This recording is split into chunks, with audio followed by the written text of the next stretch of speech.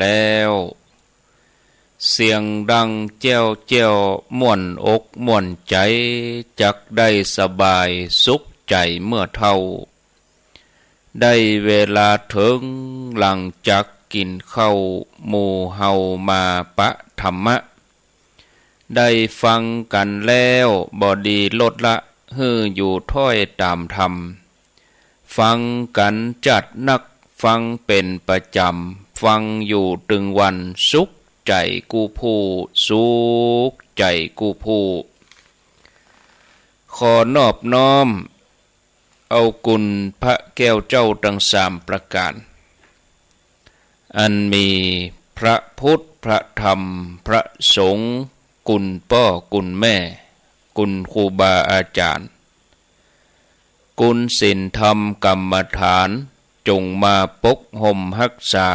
ครูบาอาจารย์พระเจ้าพระสงฆ์ทุกรูปปกห่มรักษาป้อออกไม่ออกศรัทธา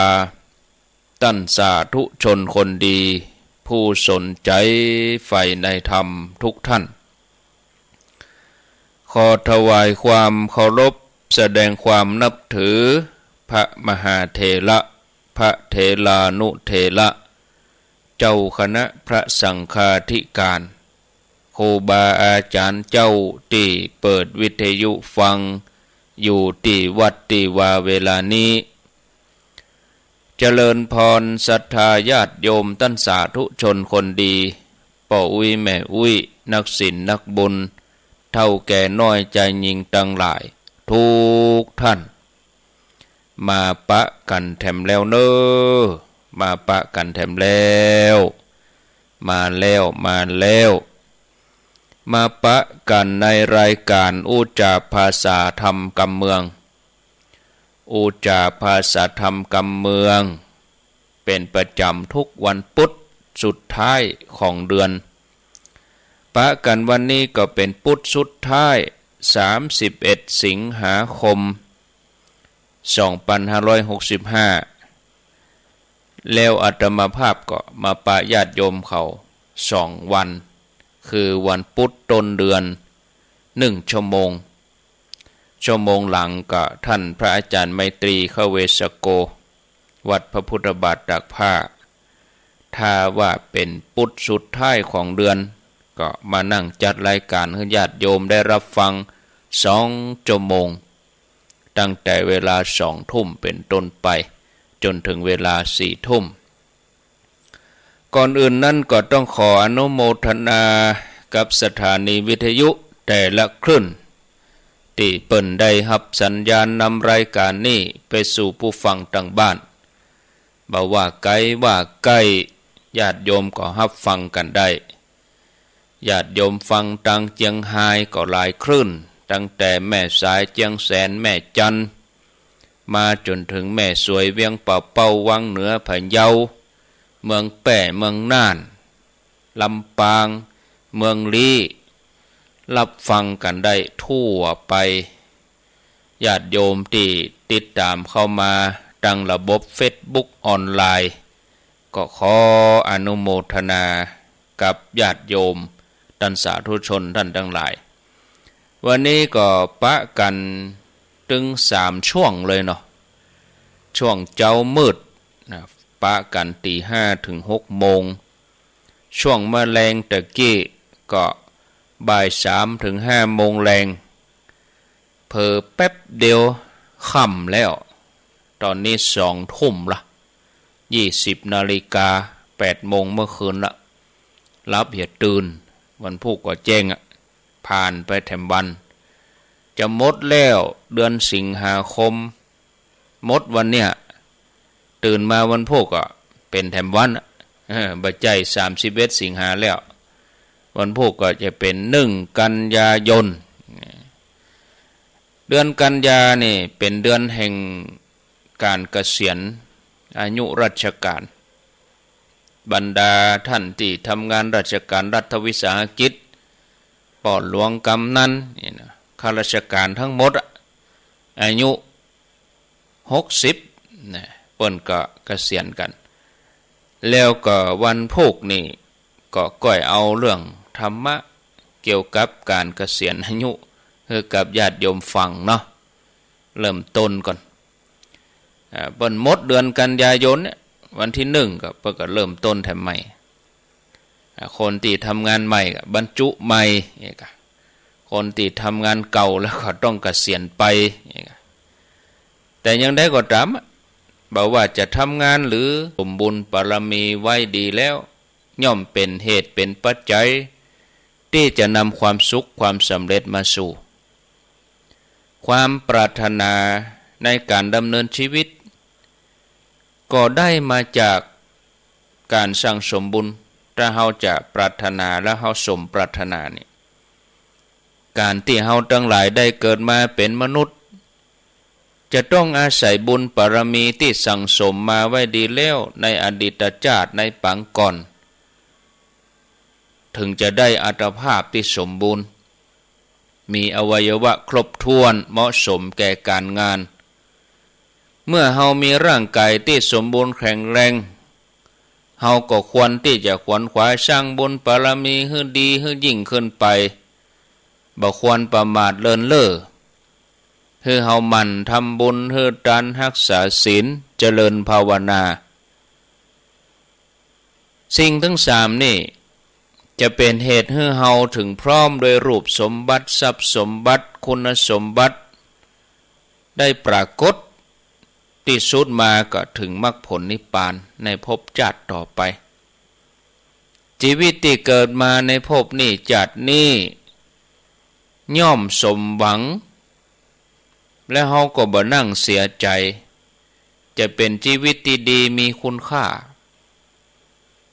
ยอดของบุญคือการได้ฝึกฝนตัวเก่าฝึกฝนจิตใจบ่ว่าใจคนเฮาเนี่ยญาติโยมจะยังได้ก็ตามบางทีบางครั้งมันก็บ่ล่ำจะอยู่นิ่งใจเฮานี่มันจะท่องเที่ยวแอวไปมาตลอดบางครั้งก็ล่องลอยจนตัวตันคนที่บระมัดระวังตั้งอยู่ในความประมาทบ่รักษาใจก็อาจจะฟุ้งซ่านแล้วก็จะมีชีวิตที่เต็มไปด้วยความสับสนวุ่นวายแล้วก็ชีวิตของเขานั่นก็บ่มีความสุขเลย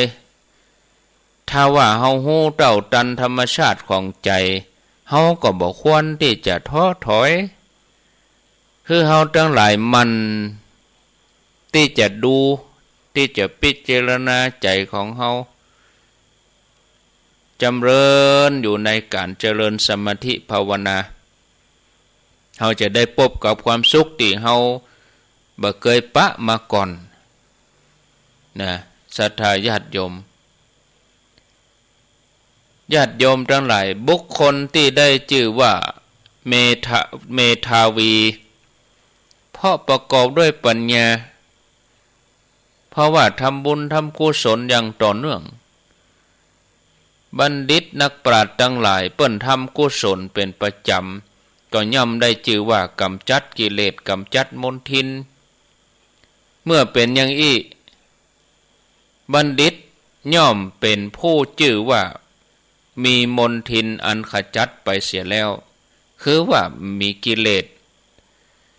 เหมือนช่างทองที่หลอมทองแล้วก็บุบตุบเพียงครั้งเดียว บุบเพียงครั้งเดียวย่อมบ่อาจจะขจัดมลทินให้ได้หมดเสียงไป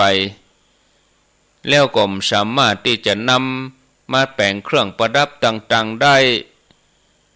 แต่เมื่อได้หลอมเป็นประจำได้บุบเป็นประจำได้ทุบเป็นประจำก็สามารถที่จะขจัดมลทินออกไป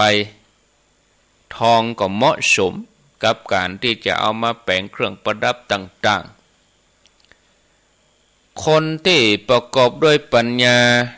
เป็นเครื่องรักษาตนมีปกติอยู่ด้วยการตั้งอยู่ในความประมาทคนเหล่านี้ก็สามารถพิจารณาหันโทษในวัฏสงสาร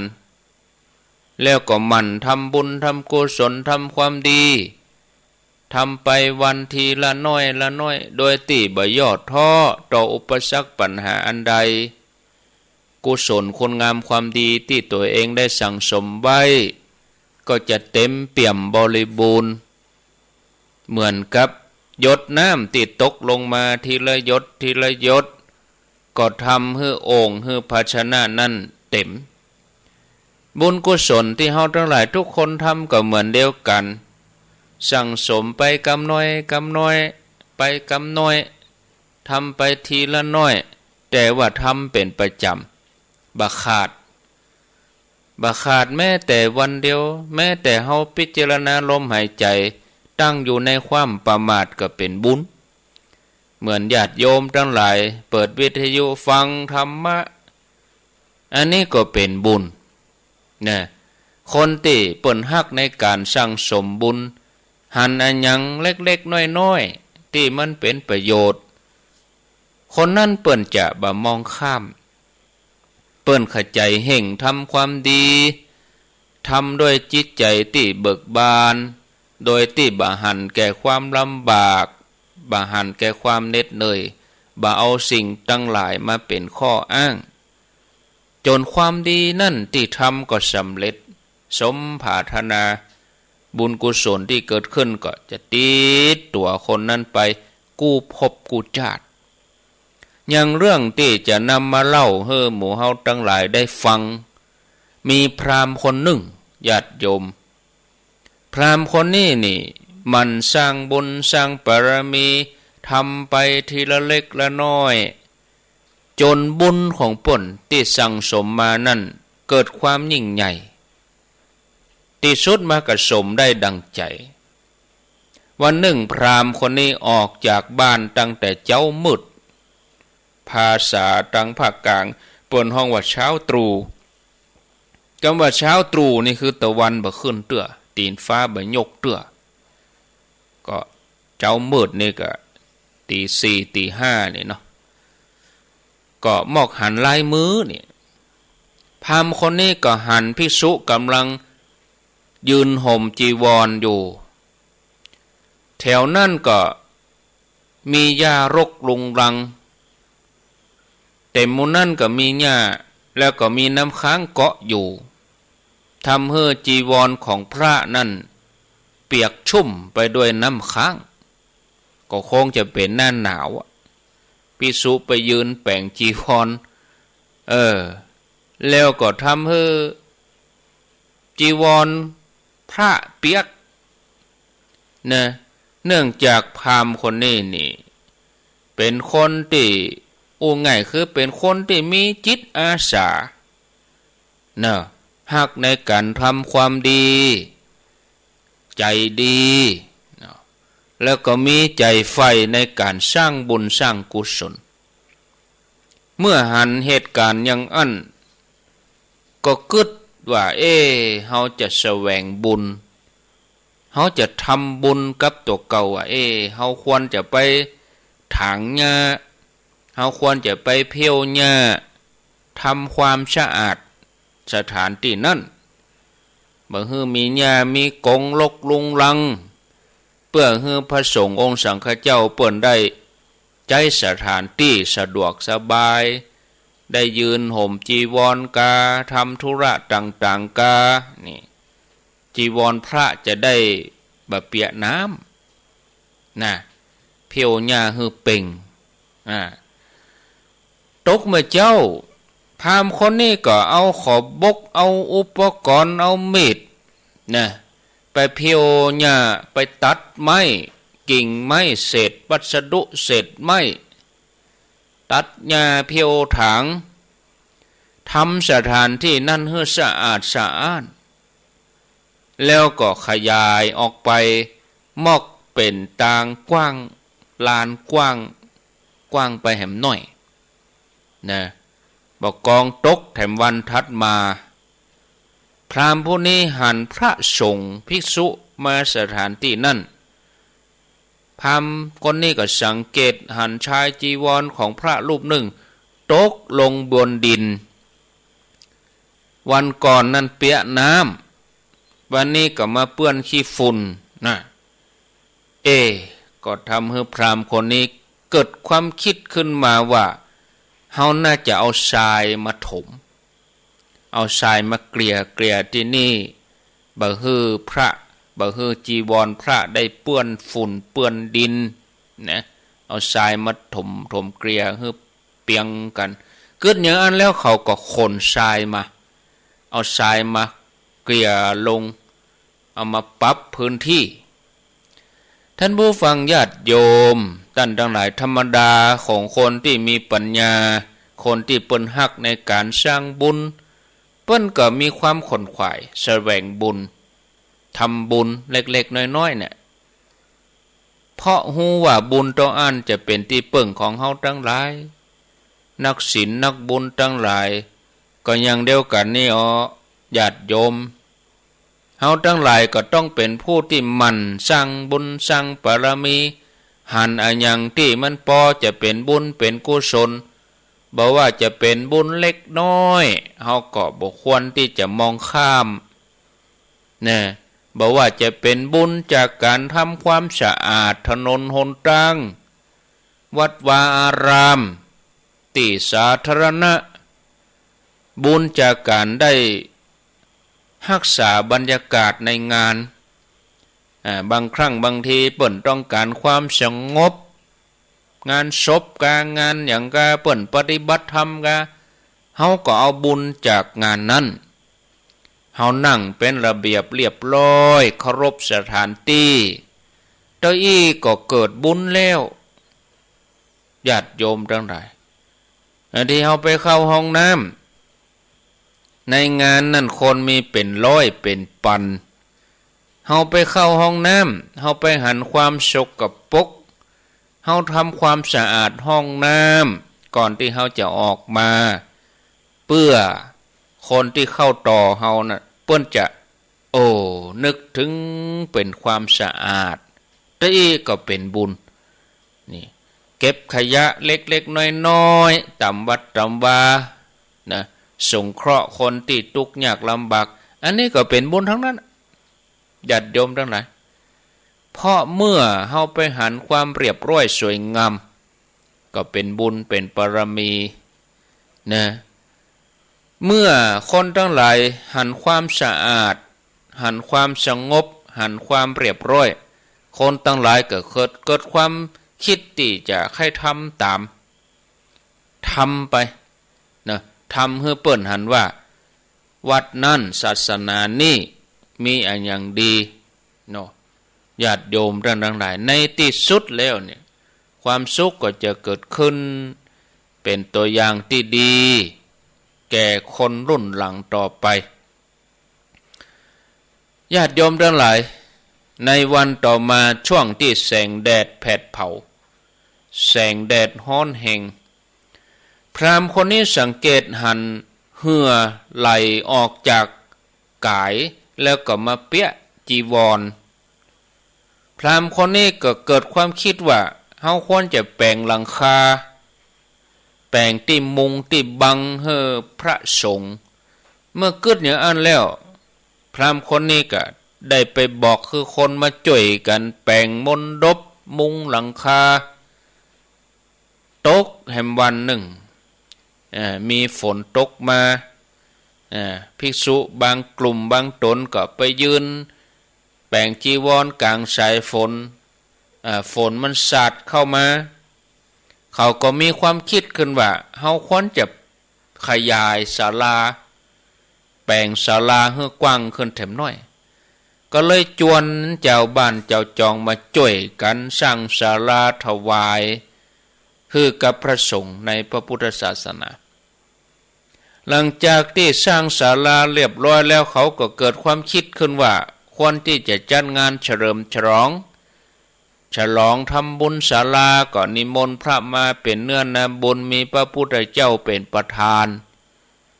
แล้วพราหมณ์คนนี้ก็ได้กราบทูลเรื่องราวทั้งหมดที่ตัวเองบำเพ็ญมาพระองค์ทรงตรัสว่าดูก่อนท่านพราหมณ์บรรดาบัณฑิตทั้งหลายทำกุศลทีละน้อยละน้อยย่อมสามารถขจัดมลทินคือกิเลสของตัวเองได้โดยลำดับเหมือนช่างทองปัดเป่ามลทินทองให้หมดไปฉะนั้น เมื่อจบธรรมเทศนาพราหมณ์คนนี้ก็มีดวงตาหันธรรมสำเร็จเป็นโสดาบันทันทีเลยท่านผู้ฟังญาติโยมจากเรื่องราวที่เล่าให้ฟังนี่เขาจะหันได้ว่าพราหมณ์คนเนี่ยเป็นผู้ที่มีปัญญารักษาในการสร้างบุญหันสิ่งใดที่เป็นกุศลเป็นประโยชน์เป็นกุศลก็บ่ปล่อยให้มันผ่านเลยไปแม้กระทั่งเรื่องเล็กๆน้อยๆทำความสะอาดถนนหนทางเพี้ยวถางหญ้าอันเนี้ยญาติโยมก็ทำโดยติ้งบ่ต้องไปรีรอบ่ต้องให้ไผบอกบ่ต้องให้ไผจี้แนะทำด้วยตัวเองด้วยเปิ้นกึดในใจเสมอว่าเฮาต้องเอาบุญตัวเนี้ยติดตัวเนาะถึงแม้ว่าไผบ่หันก็จังนะตัวเองหันจิตตัวเองหู้ไปหันพระเปิ้นมีความลำบากต้องไปห่มจีวรเปียน้ำค้างเต็มไปด้วยหญ้าพราหมณ์คนนี้ก็ทำความสะอาดสถานที่จนกระทั่งมดกังวลเลยพระสงฆ์มดกังวลในที่สุดก็ได้ร่วมสร้างบุญใหญ่ด้วยการชวนคนทั้งหลายสร้างศาลาร่วมใจกันถวายภัตตาหารเป็นสังฆทานมีพระพุทธเจ้าเป็นประธานเนี่ยบัณฑิตผู้มีปัญญาจะคิดอย่างนี้จิตใจจะมีแต่ความสะอาดผ่องใสฮักในการสร้างความดีเป็นชีวิตจิตใจเมื่อเขาได้ฟังธรรมพุทธเจ้าแล้วนะแม้เพียงเล็กน้อยก็สามารถทำใจหยุดนิ่งมีดวงตาหันธรรมเป็นโสดาบันอริยบุคคลในพุทธศาสนาท่านผู้ฟังญาติโยมพ่อออกแม่ออกศรัทธาพี่น้องศรัทธาทั้งหลายขอให้เฮาทั้งหลายมันสร้างบุญสร้างบารมีให้ได้ดีอย่างเป็นประจำก็ทำตามแบบอย่างนักปราชญ์บัณฑิตพ่อแม่บรรพบุรุษของเฮาที่เปิ้นสั่งสมบุญมาเก่าก่อนบอกว่าจะเป็นการให้ทานเพื่อขจัดความตระหนี่บอกว่าจะเป็นการรักษาศีลเพื่อป้องกันสิ่งที่บ่ดีบ่ให้มันได้เกิดขึ้นกับเฮาแล้วก็การเจริญภาวนาเพื่อชำระกายวาจาใจให้สะอาดผ่องใสอันเป็นหนทางนำไปสู่ความหลุดพ้นเข้าถึงความสุขภายในจนสามารถกำจัดมลทินภายในใจของเฮาให้มันหมดไปเสี่ยงไปท่านผู้ฟังทั้งหลายบ่ควรดีมองข้ามในการสั่งสมบุญถึงแม้จะเป็นบุญเพียงเล็กๆน้อยๆมอกศีลห้าก็น่าจะพอดีพอใจญาติโยมทั้งหลายเกี่ยวกับเรื่องศีลห้านี่เกิดเป็นปัญหาเฉพาะหน้าญาติโยมทั้งหลาย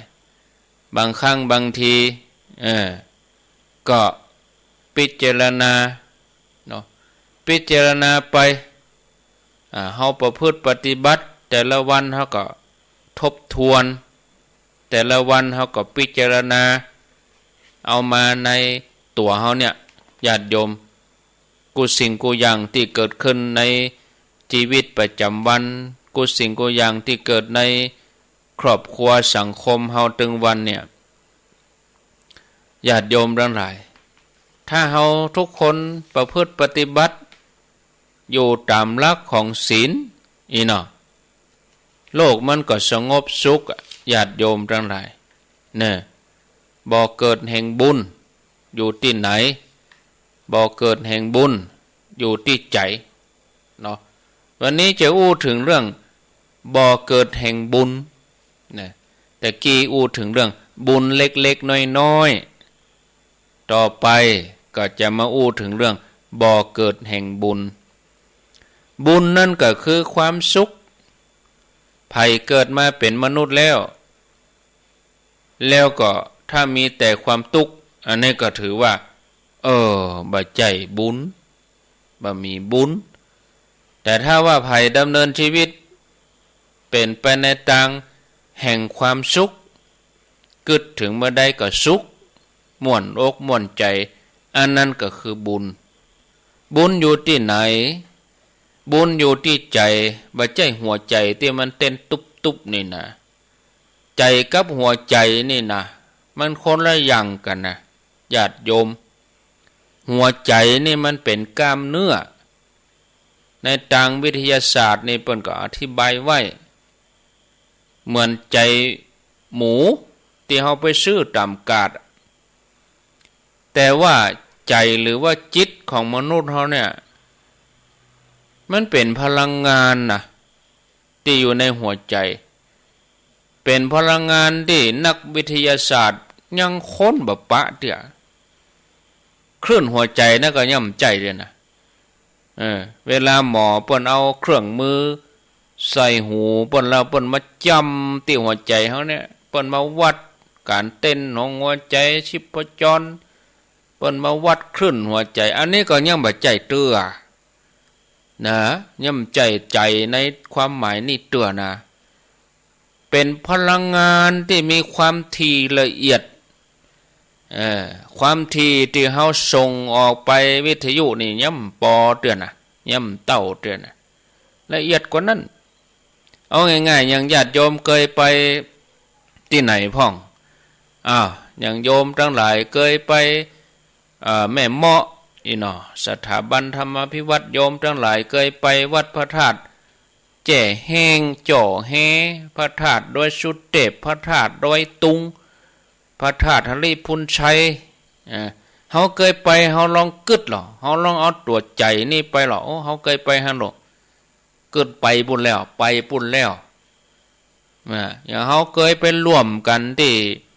ภาษีสองเมืองโดยนางแก้วเฮาไปร่วมกันแล้ว2 ปีเลยแล้วประเด็นนี้เฮาลองคิดหรอเอาจิตนี่เป็นน้อมไปหรอแป๊บไปเลยนะแวบไปเลยนะมันมีเครื่องมืออันใดทางด้านวิทยาศาสตร์สามารถที่จะตรวจจับพลังงานตัวใจนี่ได้ภัยผู้ใดที่ฝึกดีแล้วฝึกจิตใจนี่ดีแล้วนะก็สามารถจะหันพบหันชาติตัวเองได้นะ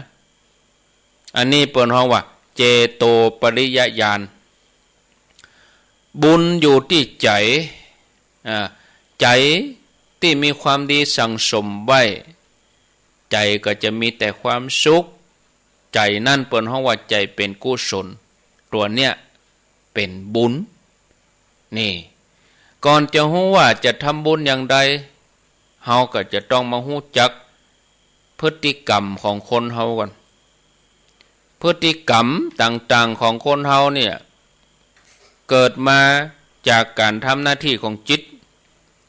มนุษย์ที่ยังบัดตายก็จะมีร่างกายฝรั่งเปิ้นฮ้องว่าบอดี้คือร่างกายตัวเฮานี่ก็ถ้าภาษาธรรมเนี่ยบอกว่าฮูบถ้าว่าความคิดจิตใจนี่เปิ้นฮ้องว่านามนี่กายเฮานี่มีการจับต้องได้สัมผัสได้หูหนาวหูร้อนอันนี้ตัวกายแต่ตัวใจที่เป็นนามนี่มันอย่างที่บอกเอาเครื่องมืออย่างมาวัดก็บ่ได้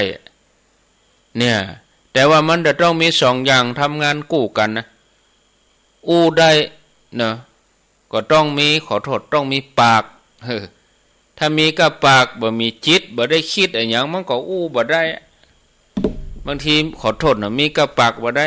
บ่ได้ มันไม่มีความคิดอย่างมันบ่มีจิตมีใจอย่างแล้วก็บางทีจิตใจตัวนี้ถ้ามีกายมันก็เอาอย่างมาแสดงอย่างคนตายเนี่ยบ่มีกายแล้วกับไผกับบ่ฮู้เรื่องมันคนละภพคนละภพละภูมิคนตายบ่ได้เนี่ยหยังก็บ่ได้นะถ้าจิตบ่เกิดดับนะเนาะอย่างเวลาที่เฮาหลับสนิทเนี่ยเฮาก็เนี่ยหยังบ่ได้เหมือนกันเนาะคนเวลาจะตายตาลับลงแล้วแต่ใจมันยังเกิดดับอยู่นะ มันก็ก้อยๆเคลื่อนออกจากกายไปศรัทธาญาติโยมท่านสาธุชนท่านทั้งหลายจิตของคนเฮาเนี่ยทำหน้าที่อยู่3อย่างหน้าที่แรกของจิตคือว่าจิตรับสิ่งกระทบเข้าปรุงเป็นอารมณ์ถ้าเป็นเสียงเข้าหูถ้าเป็นภาพนี่เข้าตั้งตาถ้าเป็นกลิ่นนี่ก็เข้าตั้งจมูกหรือว่าหูดังถ้าเป็นรสชาติก็สัมผัสตั้งลิ้นถ้าจะหูว่าเย็นว่าห้อนอ่อนแข็งนี่ก็เข้าตั้งกายแต่ความคิดนี่เกิดที่ใจมากระทบจิตจิตเป็นพลังงานที่ปรุงอารมณ์ขึ้นมาถ้าสิ่งกระทบบดีอารมณ์ที่เกิดมากับบดีโอ้วันนี้อย่างแปลงหน้าบางงามฮะลมบดีลมบดีเพราะอย่างก็เพราะว่าไปหันสิ่งกระทบสิ่งนั้นมันบัดซบอารมณ์ก็เลยแสดงออกมาเป็นเหตุให้บัดถูกใจคัดใจนี่เฮาก็จังมีอารมณ์เกลียดอารมณ์โกรธอารมณ์โมโหขึ้นมากูคนเคยผ่านประสบการณ์นี่มาแล้วสิ่งกระทบดีก็ทำให้เฮาอารมณ์ดีอย่างเฮาไปสถานที่อย่างเปิ้นตึงเฮาไปเอวไปยังเปิดหูเปิดตาไปพอทะเลภูเขาหันอันอย่างดีๆมากระทบก็ทำให้เกิดอารมณ์ดีจิตใจดีนี่เฮาก็เคยผ่านการมีอารมณ์ดีมาแล้วนะหน้าที่ที่2ของจิตคือว่าจิตเป็นนายกายเป็นเบาในการที่จะรับใจจิตนี่สั่งให้สมองคิดตัวจิตสั่งให้ปากอู้นะสั่งให้มือขยับซ้ายขยับขวาสั่งผ่านสมองทำหน้าที่เป็นเหมือนวงจรไฟฟ้ากดสวิตช์ปุ๊บกระแสไฟฟ้าแล่นไปถ้าไปเป็นพัดลมก็หมุนถ้าไปเป็นตู้เย็นก็มอเตอร์คอมก็ทำงานมีระบบการทำงานส่งไปเป็นอย่างวงจรไฟฟ้าในคนตายเนี่ยจิตหลุดออกจากร่างกายไปแล้วก็บ่มีพลังงานจิตมาสั่งให้ปากอู้ละนอนอยู่หั่นน่ะเขย่ายังได้ก็บ่ตื่นตรงกันข้ามถ้าจิตยังอยู่กับร่างแล้วก็มีการเกิดดับเวลาห้องก็ถึงจะลุกขึ้นมาตื่นขึ้นมาสะดุ้งตื่นขึ้นมาเกิดความรู้สึกตัวขึ้นมาหน้าที่ที่3นี่สำคัญจิตเป็นตัวเก็บสั่งสมกุศลและอกุศลจากการกระทำของเฮาคือการสร้างกรรมของเฮาสิ่งใดที่เฮาคิดแล้วอู้แล้วทำอันนี้เป็นพฤติกรรมห้องว่ากรรมคือการกระทำกรรมคือการกระทำมนุษย์เฮาทำกรรมด้วยการคิดการอู้การทำพูดคิดเมื่อทำแล้วก็เก็บสะสมอยู่ในจิตนี่จิตเป็นพลังงานสามารถเก็บข้อมูลได้นักนะเก็บมันเป็นหน่วยความจำไว้เปิ้นห้องว่าสัญญาการกึดการอู้การทำอันนี้ห้องเป็นกรรมเมื่อสร้างขึ้นแล้วเนี่ยถ้ากึดดีก็สร้างกรรมดีเกิดเป็นบุญเป็นกุศลตัวนี้ก็จะสั่งสมอยู่ในจิตนี่ตรงกันข้ามถ้ากึดบดีก็สร้างกรรมบดีก็กลายเป็นบาปสั่งสมไว้ในดวงจิตเหมือนกันฉะนั้นดวงจิตของคนเฮาก็เลยมี2อย่างนี่มีตึงบุญมีตึงบาปมีตึงขาวมีตึงดำว่าอย่างนักกว่ากันอย่างน้อยกว่ากันมีตึงชั่วตึงดีคนที่อุบดีอย่างสมมุติว่าคนที่ชอบโกหกชอบพูดเท็จชอบด่าชอบว่าชอบนินทาอันนี้เป็นเพราะว่าเขามีบาปอยู่ในใจเขาก็เลยแสดงออกมาอย่างนั้น ส่วนคนที่อู้ดีก็เพราะว่าใจของเขานี่มีแต่บุญกุศลสั่งสมอยู่ก็เลยส่งยู่ให้จิตนั่นสั่งออกมาเป็นคำอู้มีเสียงออกมาที่ดีเนี่ยเป็นผลมีผลกลายเป็นพฤติกรรมที่ดีเนี่ยศรัทธาญาติโยมพฤติกรรมของคนเฮาด้านคำอู้นี่เฮามีประสาทหูเป็นเครื่องวัดในด้านการกระทำเฮาก็มีประสาทตาเป็นเครื่องวัดพฤติกรรมด้านความคิดคนอื่นเขากึดอะหยังการทำงานของระบบประสาทมันอาจจะหู้ได้ยกเว้นคนที่เพิ่นฝึกจิตดีๆเนี่ยเพิ่นถึงจะหู้ได้คนเฮานี่มีพฤติกรรมอยู่3อย่างคือว่ากึดอู้แล้วก็ทำนะการอู้กับการทำเป็นพฤติกรรมที่จิตสั่งให้ร่างกายแสดงออกมาบางทีจิตสั่งให้อู้จิตสั่งให้ทำเนี่ยศรัทธาญาติโยมส่วนการคิดเป็นการทำมันของจิตเป็นตัวคิดการอู้เกิดขึ้นเพราะว่าจิตสั่งปากผ่านสมองสั่งมาแล้วก็เป็นคำอู้ออกมาเนาะส่วนการทำนั่นทำนี่ตั้งแต่ตื่นเจ้าขึ้นมาล้างหน้าแปรงฟันอย่างมื้อเนี้ยอันนี้จิตสั่งหรอเนี่ยผ่านสมองเป็นตัวกำกับวางแผนวันนั่นจะไปนี่วันนี้จะไปหั่นนี่นะเนี่ยศรัทธาญาติโยมจิตเป็นนายกายเป็นบ่าวนี่ถูกต้องที่สุดถ้าว่านายดีบ่าวก็ดีเนี่ยกะจิตเป็นนายหรอถ้านายบ่ดีบ่าวก็บ่ดี นายว่าขี้ข้าต้องพลอยถ้านายดีก็สั่งทำดีถ้านายบ่ดีก็ไปสั่งทำบ่ดีนี่ท่านผู้ฟังทั้งหลายพฤติกรรมดีเกิดขึ้นได้อย่างไรพฤติกรรมดีนี่ก็เกิดขึ้นจากการ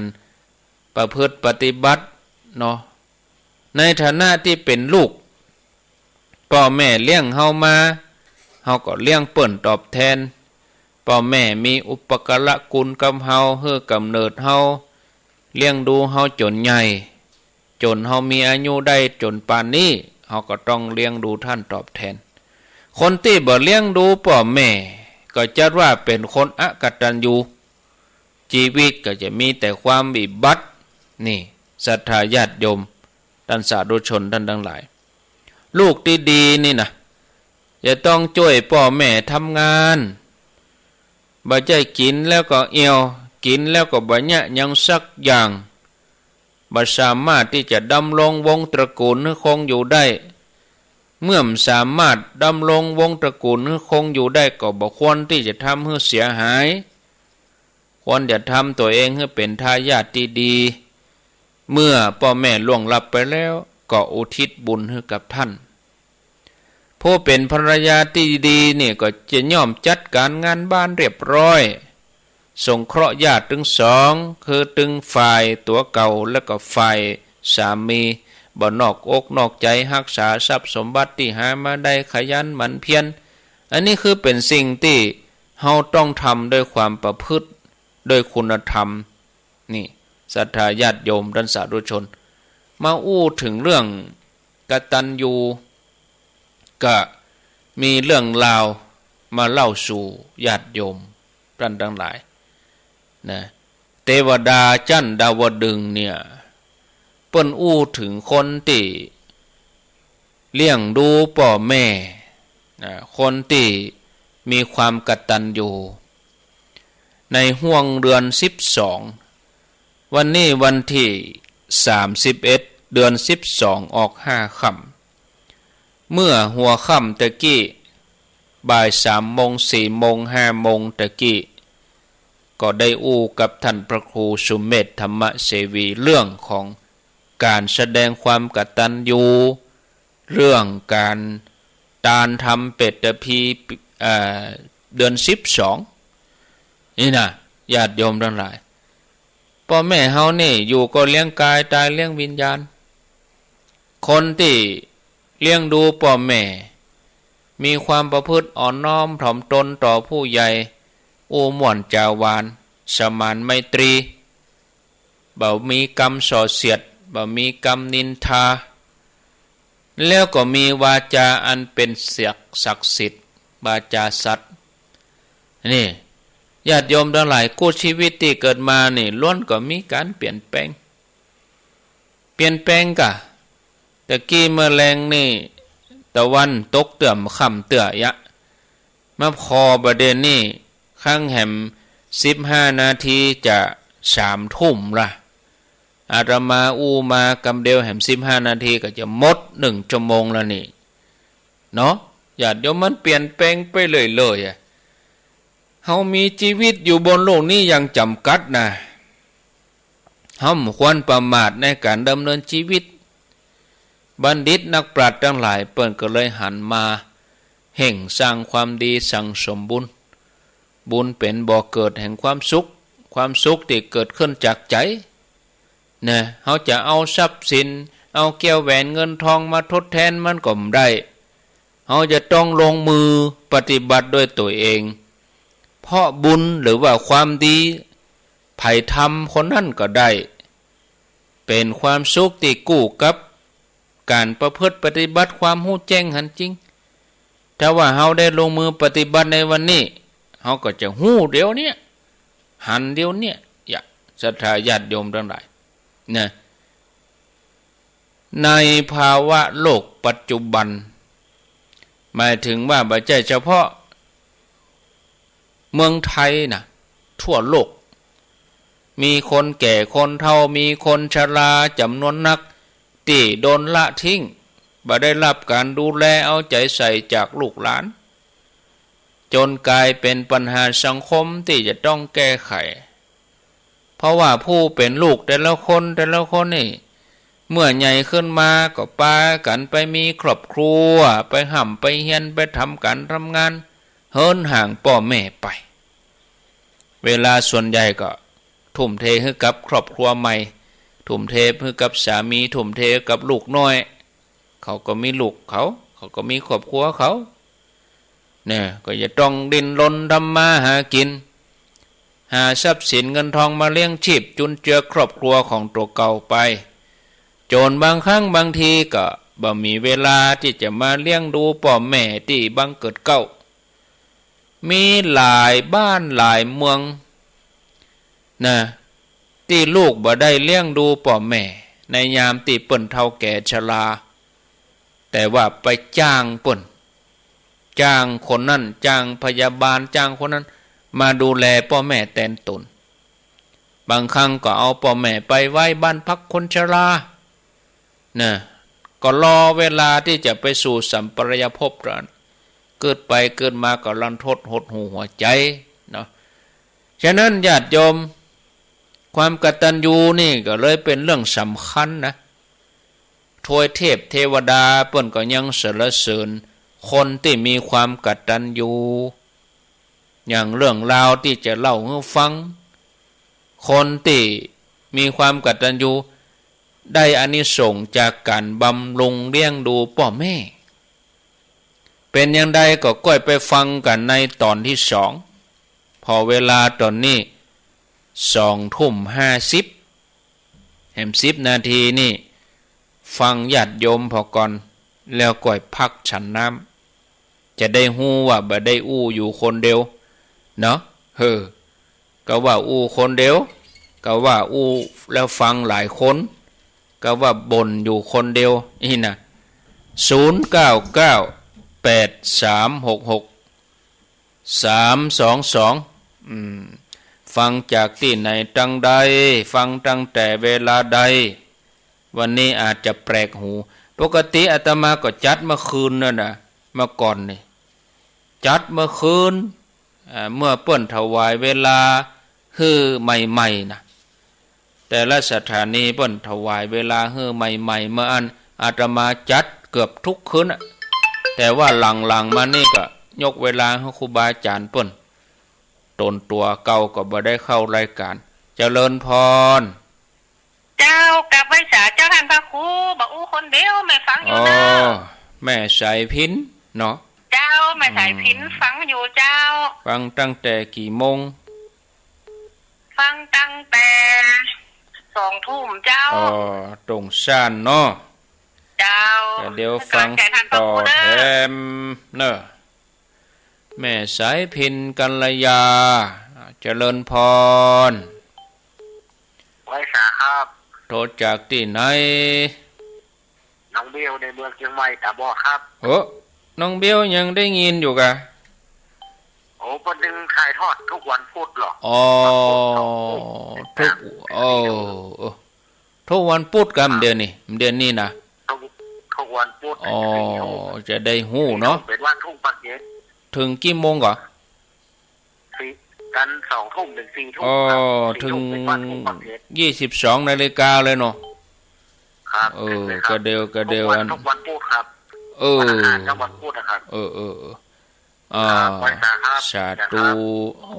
ต้องมีคนนั้นสแตนมอนิเตอร์ศูนย์เฝ้าฟังอีกอะมาบอกอีกอะเจริญพร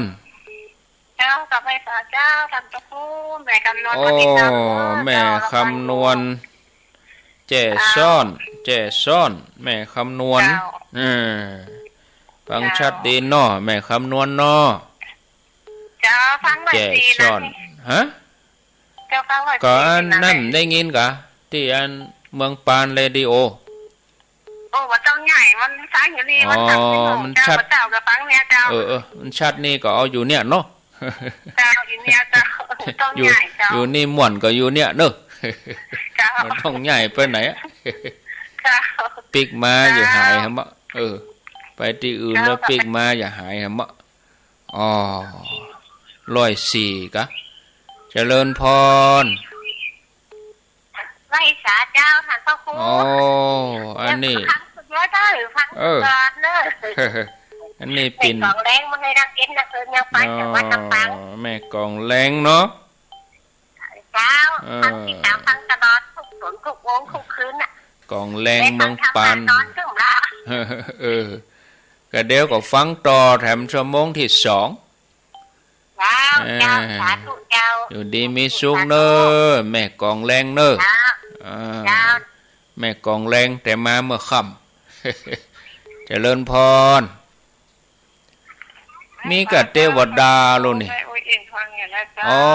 อุ้ยอินเสมงมันนานติดอ่ะก็ธรรมดาคนหลายกับติดแล้วมันต้องจมอ่ะติดแล้วก็อู้เลยถ้าถามกำไว้สักหน่อยนะทั้งคงมีเวลาแบบกำไว้หยังกำหยังกำไว้ของอันก็มอนเขามาก้อนน่ะไว้แล้วก็มันเหมือนยาวนะครับแล้วอันน่ะไว้หยังอ่ะไว้หยังก็ครูท่านจะครูทำไมนะเอาว่าทีว่าชัดดีเอาเลยยังกินน้ำตัวนะโมตัสสะสะพุสัมภะจัมปะนะโมตัสสะโอนาสัมมะตัสสะนะโมตัสสะโอนะโมตัสสะนะโมตัสสะอริยเมตไตรโยนะโมตัสสะยะอันนี้กำไว้พระเจ้า5 พระองค์กำไว้ตลอดอ่ะโมทนาเนอกำไว้พระเจ้า5 พระองค์กะกุสันโธโกนากมณะกัสสปะสัสนะโคดมอริยะเมตไตรเนี่ยเจริญพรท่านสาธุพระครูเจ้ามีกัดเทวดาเนาะเจริญเจซ่อนน้ำเพิ่มปลาจอยกลางเจ้าเจซ่อนเจ้าฟังคลื่นยังนี่สถานีไหนขึ้นดารุณีเจ้าดารุณียินดีกับคุณดารุณีเนาะเจ้าโมทนาอาตมาก็บ่ได้จัดรายการให้เปิ้นมนต์นักแก เกรงใจเปิ้นเหมือนกันเปิ้นเอาเวลาฮื้อเตะๆเจริญพรพระเจ้าโทรจากดังใดแก้วจอมทองอ๋อขวางเป่าเนาะเจ้าแม่หยังก็ว้าล่ะแม่หยังโทรบ่เข้าตอนนะจ้ะแม่หยังแม่แก้วอ๋อแม่แก้วจอมตองเมื่อคืนนี่ม่วนนะเจ้าหมู่หลายเมื่อคืนนี่คนหลายไปแถวเมืองฝางไปแถวเจียงแสนเมืองน่านพะเยาที่จริงเมื่อคืนนี่ม่วนเมื่อคืนนี่26สถานีโชคดีเนอะเอาคนน้อยเมินได้อู้เมินได้ใจกับใครอู้เมินคนอื่นกดย่นมานี่เดี๋ยวตึก3 ทุ่มบรรยายต่อเจริญพรโทรจากที่ไหนแม่แก้วอดร่างบ้านไหนวังเหนือแต่ว่าลำปางแม่แก้วอดร่างวังเหนือฟังสถานีไหนของแม่นงกะของแม่อนงนะเจ้าดีกาเนาะ94.5แม่ขจารโมเดิร์นโชคดีเนอแม่แก้วอวดร่างเจริญพรโทษจากดังใดน้ำลัดจอมทองเจ้าน้ำลัดจอมทองฟังชัดเจนดิได้อู้คนเดียวเนาะนึกว่าอู้คนเดียวเองนะว่าเปิ้นก็ฟังรอดีแล้วกะอนุโมทนาเอาเหียนโลข้างแหมสองสายเจริญพรจากปงดอนที่ห่มลำปางปงดอนแจ่ห่มโมทนา0998366322เจริญพรไม่ขาเจ้าจากแม่สมบูรณ์บ้านไหลศิลาทองอำเภอเมืองจังหวัดลำปางเจ้าไร่ศิลาทองแล้วฟังสถานีไหนนี่แม่อำเภอเมืองอย่างก็ดารุนี้เจ้าดารุนี้กะฟังชัดเจนดีเนาะเดี๋ยวฟังต่อแหมจะเล่าเรื่องนี่กตัญญูเลี้ยงดูพ่อแม่หน้านี่เน้นกตัญญูหน่อยเดือน12นี่เจริญพรโทษจากดังใดจากแม่ลำไยบ้านนางเปล่าเคยก็ค้าจังหวัดลำปางโอ้อันนี้เกาะขาโบโลเกาะขาห่างชัดอยู่ใกล้กันฟังคลื่นไหนแม่คุณดารุณีกะของคุณดารุณีกะโชคดีเนอะโชคดีสาธุอารัตอีก่อนญาติโยมโอ้อินดูป่นบุญมายุนสายสุดท้ายคุณดารุณีกะสายย้อนนะแม่เปิดวิทยุดังว่าจากเจ้าโทษจากที่ไหนฮะแม่ขจารวิดีโอเจ้าจากแม่ลาพรปัญญูเจ้าแม่ลาพรปัญญูเวียงป่าเป้างิ้ว 94.5 เนาะเจ้าโมทนาเนอแม่ลาพรโชคดีเอาใจอีกก่อนเนาะถ้าเปิดแถมก็จะมาอยู่เลยแล้วก็เดี๋ยวคนที่เปิ้นรอฟังธรรมะก็จะหายไปกับคน2 คนเปิดสายก็หมอกป้อให้ปวดดีหอมปากหอมคอหมอกตักหมอกอู้จะได้ฮู้ว่าบ่ได้อยู่คนเดียวตักคนที่เปิ้นเข้ามาทาง Facebook ฟังทาง Facebook ก็ได้เนอะหลายคนหลายท่านนี่ งจะบ่ได้ตักครบหมดนะเอาเป็นว่าทุกคนนี่ก็แล้วกันถ้าเราจะมาไล่กำคนนี่กับพวกน่ะจะบดีกับพวกเกิงชั่วโมงพวกน่ะอีนะเอาเป็นว่าเจริญปอนทุกคนก็แล้วกัน1แม่สายพินตงชาน2น้องเบล3แม่คำนวณแจ่ซ่อนลำปาง4แม่กองแรงเมืองปาน5แม่อุยอินสมเบิง6ตลาดแจ่ซ่อนเมืองปาน7ขวงเปาจอมตอง8แม่แก้ววังเหนือ9น้ำลัดจอมตอง10แม่ฟองปงดอนแจ่ห่ม11แม่สมบุญอยู่อำเภอเมืองลำปางไร่ศิลาทอง12เกาะคา13เข้ามาอยู่ป่างิ้วแม่ลาพรมาฟังต่อนะแต่กี้อู้ถึงเรื่องความกตัญญูคนที่มีความกตัญญูเลี้ยงดูพ่อแม่นี่เปิ้นถือว่าเป็นคนที่หาได้ยากอันนี้ส่งของการได้บำรุงเลี้ยงดูพ่อแม่ก็เป็นมงคลหนึ่งนะมาตาปิตุอุปัฏฐานังการได้ดูแลพ่อแม่นี่เป็นมงคลมาตาปิตุอุปัฏฐานังเรื่องราวเป็นอย่างไรก็ลองฟังไปดังต่อไปนี้เรื่องมีอยู่ว่าเมื่อครั้งที่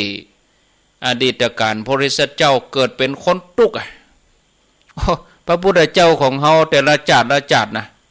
ถ้าญาติโยมได้ฟังอาตมาเล่าอยู่ตลอดนี่โอ้เฮามาเกิดถึงบางชาติเนี่ยพระริษเจ้านี่สะบักสะบอมเนาะน้องตายบางทีก็ตายหันเลยนะญาติโยมพระริษเจ้าเฮานี่เกิดเป็นเก้งเป็นกวางเกิดเป็นชัปปะนี่อันนี้ก็เหมือนกันที่กรุงปาราณสีโพธิสัตว์เจ้าของเฮาเกิดเป็นคนทุกข์คนยากมีชื่อว่าสุตนะ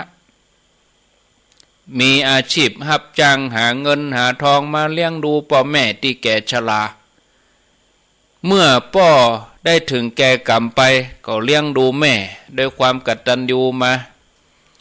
ในสมัยนั้นพระเจ้ากรุงปาราณสีเปิ้นมีความพอใจในการล่าสัตว์วันหนึ่งพญาเจ้าเมืองปาราณสีเข้าป่าล่าสัตว์แล้วก็มีบัญชาว่าถ้าเก้งกวางตัวใดหนีไปทางผู้ใดหมายถึงว่าผู้ใดยืนแล้วก็ปล่อยให้เก้งให้กวางไปลบหนีส่องหน้าคนนั้นจะต้องถูกปรับนะบังเอิญกวางตัวนั้นหนีไปในทางที่พญาเจ้าเมืองยืนอยู่พอดีพญาเจ้าเมืองก็เลยติดตามกวางตัวนั้นแล้วก็ฟันกวางเอาผ้าขันฟันกวางปุ๊ดเป็น2 ต้นแล้วก็แปลงไม้การสอดหาม2 ต้นก็คือเอาหัวไว้ตั้งหน้าตัดเกิงเอาตั้งหัวไว้ตั้งหน้าเอาตั้งหลังเอากลางเอาอันตั้งหางไว้ตั้งหลังแล้วเปิ้นก็แบกมาเนาะระหว่างที่เสด็จปิกเมืองพญาเจ้าเมืองก็พักก็งีบลับตีปื้นต้นไทรเมื่อหายเหนื่อยดีแล้วบ่เปิ้นก็เสด็จต่อก็มียักษ์ตนหนึ่งชื่อว่ามคเทพยักษ์ตนนี้ก็มาจับพระหัตถ์กำมือของพระองค์ไว้แล้วยักษ์ก็ขู่ว่าจะฆ่าพญาเจ้าเมืองเป็นอาหารพญาเจ้าเมืองก็ต่อรองกับยักษ์ว่าโอ้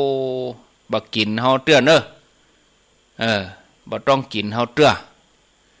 ตัวเฮานี่เป็นพญาเจ้าเมืองปาราณสีถ้าเฮารอดไปได้เนี่ยเฮาจะส่งมนุษย์ให้กินวันละคนยักษ์หันว่าเป็นข้อต่อรองที่ดีน่าฟังว่าแต่นะโอ้แต่กษัตริย์ตัดแล้วไม่คืนคำอย่างอันตกลงนี่เหรอก็เลยปฏิญญาณตั้งใจเอาอย่างอันตั้งแต่นั้นมา พญาเจ้าเมืองราชาก็ส่งมนุษย์ฮือยักกินวันละคนละคนก็คือมนุษย์เหล่านั้นก็คือนักโทษส่งนักโทษในเรือนจำเอาไปฮือยักกินวันละคนละคนจนนักโทษหมดโหนักโทษหมดเลยเอาละเนี่ยจะได้ละกับนี่ปัญญาเจ้าเมืองก็กลัวละโอ้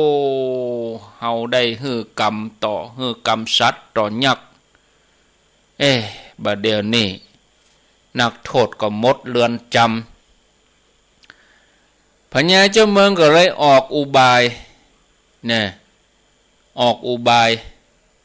วางห่อเงินปันกหาปณะใบบนคอจ้างแล้วก็ตีกองห้องเปล่าประกาศไปว่าไผกล้าไปหายักษ์ก็ฮือเอาเงิน1 ปันกหาปณะตีบนคอจ้างนี่ไปได้เลยแต่ละวันเปิดก็เอาเงินยองไว้ตีคอจ้างหั่นแล้วก็เอี่ยวประกาศไปก็เอาเงินคำเอานี่ไปคนที่ใครได้ทรัพย์ใครได้เงินนะแต่ก็ฮักชีวิตของตัวเองก็มีนักเงินก็ใครได้ชีวิตก็กลัวตายก็เลยมีไผกล้าที่จะหับปากบ่มีไก่ไผกล้าที่จะเอาเงิน1 ปันกหาปณะมาถึงตัดโพธิสัตว์เฮานี่ญาติโยมตอนนั้นเปิ้นเกิดเป็นลูกคนตุกลูกโพธิสัตว์ของเฮานี่ชื่อว่าสุตนะเนี่ยเลี้ยงดูแม่บอกกองได้ยินข่าวว่าบัดนี้ปัญญาเจ้าเมืองเอาเงินห้อยจ้างมา1 ปันกหาปณะว่ะแลกว่าจะต้องไปฮื้อยักษ์กินแล้วก็เอาเงินนี่ไปโพธิสัตว์เจ้าได้ยินก็ดีใจเป็นโอกาสดีที่เฮาจะฮื้อแม่เฮามีความเป็นอยู่ที่ดีขึ้นเฮาก็เป็นป้อใจเฮาจะต้องมีความกล้าหาญที่สำคัญเฮาก็ต้องมีความกตัญญูโพธิสัตว์เจ้าสุตนะก็เข้ารับอาสาแล้วก็เอาเงินนั้นไปมอบให้แม่จากนั้นก็ไปเข้าเฝ้าพระราชาพระราชาก็ทรงถามว่าเจ้าต้องการจะเอาสิ่งใดติดตัวไปโดยพ้องสุตนะโพ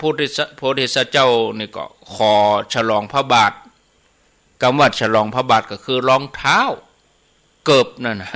เกิบของพระราชาขอชัดก็มีลักษณะเหมือนจ้องแล้วก็ขอผ้าขันโดยให้เหตุผลว่า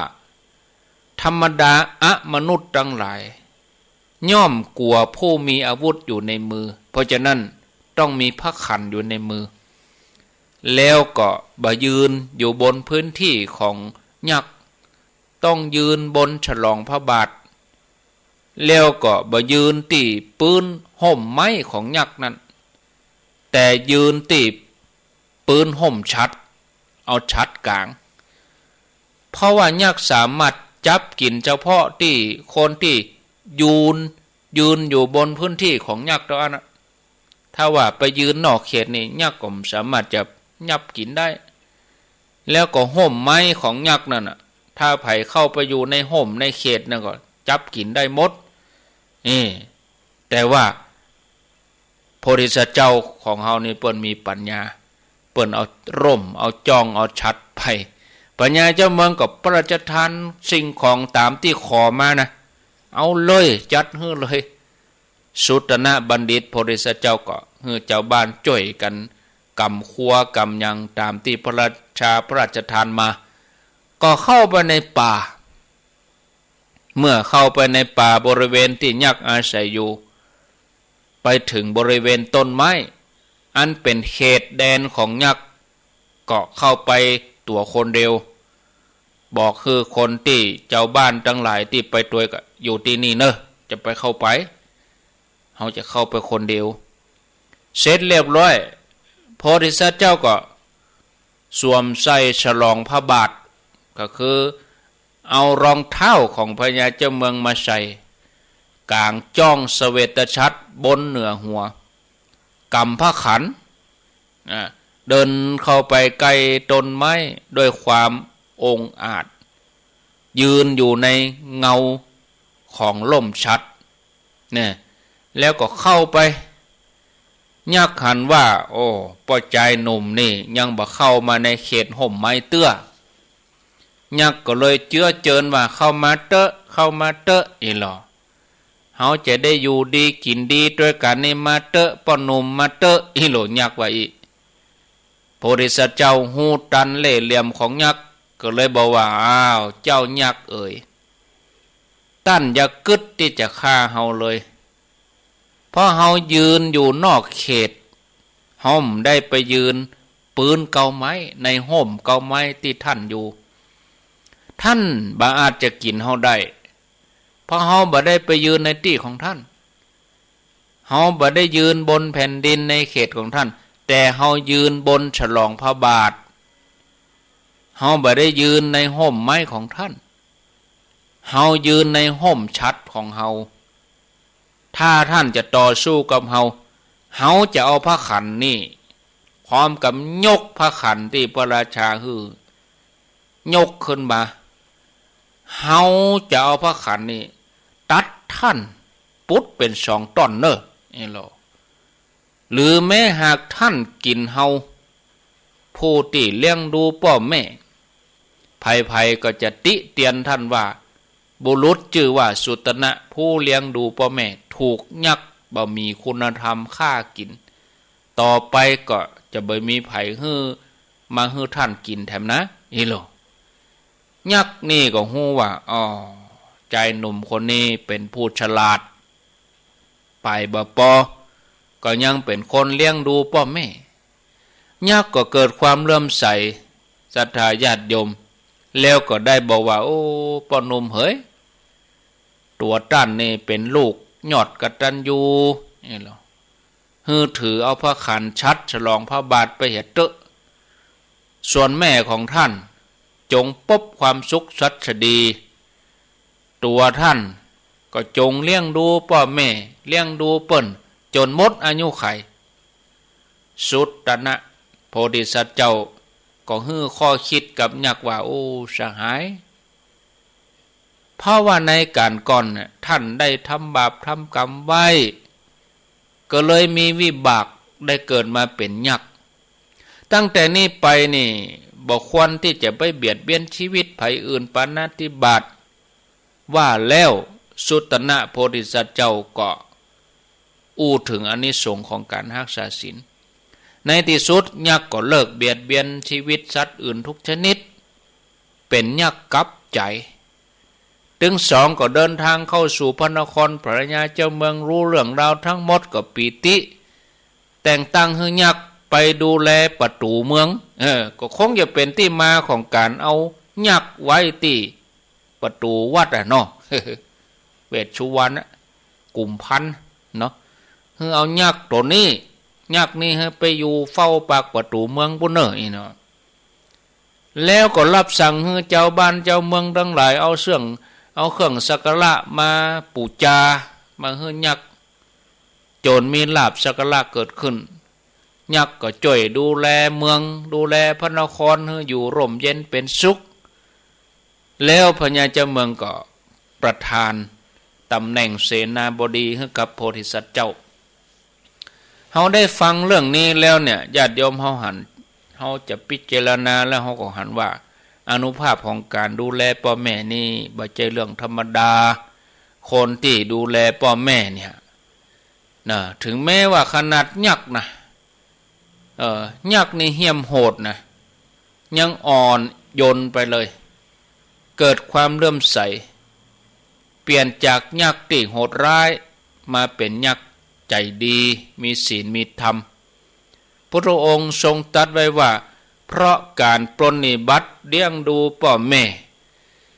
บัณฑิตทั้งหลายย่อมสรรเสริญเขาในโลกนี้เมื่อละจากโลกนี้ไปแล้วย่อมบันเทิงในสุคติโลกสวรรค์ฉะนั้นเมื่อเฮาปรารถนาบนเส้นทางที่ดีที่ถูกต้องปรารถนา ไปสู่สวรรค์ในภพภูมิที่ดีขึ้นเฮาก็บ่ควรมองผ่านการได้บำรุงเลี้ยงดูพ่อแม่ซึ่งเปรียบดังพระพรหมพระอรหันต์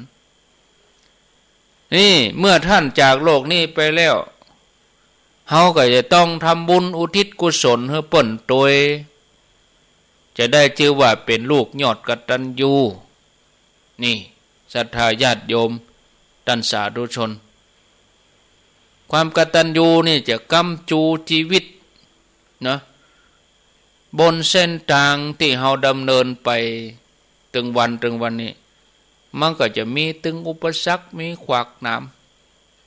คนที่เข้มแข็งกล้าหาญคนที่มีความอดทนขยันหมั่นเพียรจะยืนหยัดประสบความสำเร็จได้ในที่สุดความสำเร็จจะเกิดขึ้นก็ต้องอาศัยความเพียรพยายามทำอย่างสม่ำเสมอทำอย่างต่อเนื่องโดยมีข้อแม่เนาะอาศัยความสามารถศักยภาพของตัวเองนะเอาชนะอุปสรรคปัญหาทั้งหลายด้วยสติปัญญาด้วยความกล้าหาญอุปสรรคขวากหนามที่เฮาผ่านไปได้เนี่ยจะทำให้เฮาเข้มแข็งเนาะดังนั้นถ้าเฮาอยากประสบความสำเร็จเฮาก็ต้องรู้จักสร้างพลังงานสร้างพลังใจพร้อมที่จะรับมือกับปัญหาอุปสรรคทุกอย่างนะญาติโยมความเป็นผู้มีกตัญญูกตเวทีดูแลพ่อแม่ผู้ให้กำเนิดกายเฮาเนี้ยนะบ่ว่าจะเป็นบ่ว่าจะเกิดเป็นคนบ่ว่าจะเกิดเป็นสัตว์เดรัจฉานคำว่าบุพการีนี่ก็ถือว่าเป็นผู้ที่หาได้ยากมนุษย์และเทวดาทั้งหลายเปิ้นก็ต่างยกย่องโมทนาเทวดาแส่ซ่องสรรเสริญเนี่ยศรัทธาญาติโยมอุบัติภัยต่างหลายก็บ่สามารถจะมากำกายได้นะเทวดาก็ดีมนุษย์ก็ดีเพิ่นก็มาช่วยเหลือให้แคล้วคลาดปลอดภัยโบราณเพิ่นถึงว่าคนมีความกตัญญูเนี่ยคนดีเนี่ยตกน้ำบ่ไหลตกไฟไหม้เพราะความดีตัวนี้ความดีจากกตัญญูกตเวทีเนี่ยส่งผลให้บ่ได้ประสบกับความทุกข์ยากลำบากได้รับแต่ความสุขกายสบายใจตัวอย่างมีเรื่องความกตัญญูกตเวทีต่อพ่อแม่เรื่องมีอยู่ว่าในอดีตมีฝูงแห้งกลุ่มหนึ่งจำนวนหลายพันตัวแห้งนี่จะอยู่ที่เขาคิดกูฏเขาคิดกูฏนี่ชื่อจัดงามแต่ถ้าแปลออกมาแล้วก็คือว่าเป็นที่อยู่ของแห้งนะโดยอันเป็นที่อยู่ของแห้งคือว่าเขาคิดกูฏก็ห่างจากเมืองหลายร้อยโยชน์เหมือนกันแห้งตั้งหลายนี่จะกินสัตว์ที่ล้มตายเป็นอาหารญาติโยมทั้งหลายในสมัยพุทธกาลแห้งมีนี่บัดเดี๋ยวนี้ที่อินเดียนี่ก็ยังมีอยู่นะแห้งนี่มันอยู่รอท่ากินซากสัตว์ซากคนประเทศอินเดียเนี่ยมีโรงแรมใกล้ตายภัยใกล้จะตายเนี่ยหามไปไว้โรงแรมนี่ค้างเอ้ยตายแล้วก็เอามาเผามาจีกันที่ข้างน้ำคงคาเผาแล้วก็ยู่ลงน้ำเลย บ้านเฮานี่เผาจนเหลือดูกเหลือเต้าเนาะมีกระดูกบางทีกระดูกก็บ่เหลือเอาจิขึ้นบนฟ้าพูดเลยอินเดียนี่เผาเกิงเดียวหมอกมาให้บริหมอกเฮิมเพอสุกพ่องบ่สุกพ่อง ยู่ลงน้ำแล้วก็เมื่อตอนที่มีชีวิตอยู่นี่นะศรัทธาทั้งหลายคนอินเดียนี่เขาจะเสาะหลัวเสาะหลัวมากองไว้ตีข้างแม่น้ำคงคาฮั่นหลัวนี่กองกันเป็นลำ10 ล้อหลายลำนะหลัวเป็นก้อมนี่แล้วก็ไฟที่ ข้างแม่น้ำคงคาตั้งแต่2,000 กว่าปีมามันยังบ่หมดนะเพราะอย่างมันบ่หมดเปิ้นก็เติมหลัวตลอดมันก็คนตายถึงวันประชากรอินเดียนี่หนักอย่าสุดแทบคนจุนอยู่หั่นเผาแล้วก็ยู่ลงน้ำแล้วมันไก่มันอืดเต็มที่แล้วก็เดี๋ยวแห้งได้กลิ่นมาก็มาล่ะแห้งฝุ่งแห้งบินมาล่ะมาโฉบมาจิกมากินเมี้ยเหลือก็หัวกะโหลก ตาโบไปเลยพุงแตกเหี้ยฟุ้นแล้วหมูที่อาบก็อาบอยู่หั่นน่ะเนอะหมูที่อาบก็อาบหมูที่กินก็กินว่ะโอ้หมูที่ตักใส่ตุ่มใส่ไหเอาทูนบนหัวยองบนหัวเตียวไปมีอย่างอันประเด็นนี้ก็ยังมีอยู่เนาะแต่ว่าตั้งแต่โควิดมานี่ก็ทางสาธารณสุขเพิ่นก็ไปกำหนดกำกับเหมือนกันนะก็เบาไปพ่องไอ้นะเลยไปก็ได้จะไม่ได้จบครั้งแห่งกึ่งชั่วโมงในสมัยนั้นนี่ญาติโยมโพธิสัตว์เจ้าเพิ่นไปเกิดเป็นพญาแห้งว่ะโอ้โหแต่กี้เกิดเป็นคนตุกนะบัดเดี๋ยวนี้โพธิสัตว์เจ้าเกิดเป็นพญาแห้งเป็นใหญ่กว่าแห้งทั้งหลายก็มีรูปร่างสง่างามเป็นพิเศษพญาแห้งโพธิสัตว์เจ้าทำหน้าที่ปกครองแห้งทั้งหลายให้อยู่ร่วมกันยังมีความสุขหมู่แห้งหนุ่มๆนี่เปิ้นก็จะบินลาดตระเวนตั้งแต่เจ้าเนาะสอดส่องหาเหยื่อเมื่อฮู้ว่ามีสัตว์ป่าขนาดใหญ่ที่ไหนล้มตายแห้งก็จะบินมารายงานแก่หมู่แห้งทั้งหลายแล้วก็ปากันไปร่อนลงกินเหยื่อพร้อมๆกันเวลาจะมีอันตรายอย่างเกิดขึ้นก็จะได้ช่วยเหลือกันได้ต่อมาพ่อแม่ของพญาแห้งนี่ก็แก่ลงชราลงไปบ่สามารถที่จะบินออกไปไกลได้ตามปกติเหมือนแห้งทั่วไปพญาแห้งก็เลยตัดสินใจที่จะตอบแทนคุณของพ่อแม่โดยการเลี้ยงดูพ่อแม่อย่างสุดความสามารถฉะนั้นบ่ว่าจะไปหากินที่ไหนใกล้ไกลยังได้เมื่อกินอิ่มแล้วพญาแห้งก็บ่เคยลืมที่จะกราบเอาชิ้นเนื้อเอามาให้พ่อให้แม่ที่แก่ที่เฒ่าที่รอท่าอยู่ที่เขาคิดชกุฏ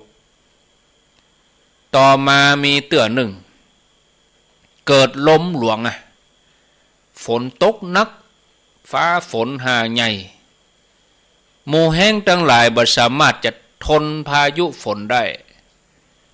แห้งทั้งหลายก็เลยปากันบินมาลบอยู่ตามกำแพงใกล้ๆกำแพงเมืองปาราณสีวันนั้นเศรษฐีเมืองปาราณสีออกจากเมืองเศรษฐีตั้งใจว่าจะไปอาบน้ำสักน้อยหมู่แห้งหมู่นี้กำลังมาหมู่แห้งบางตัวแห้งนี่หัวขนมันมีหรอ มีกัดขนมันมีกัดในตัวฝนตกห้ำมันบินบ่ได้ปีกมันเปี้ยสั่นงอน อยู่ที่ข้างกำแพงเศรษฐีก็มาอินดูมุตูเมตตาอินดูหมู่แห้งก็คือคนหับใจน่ะ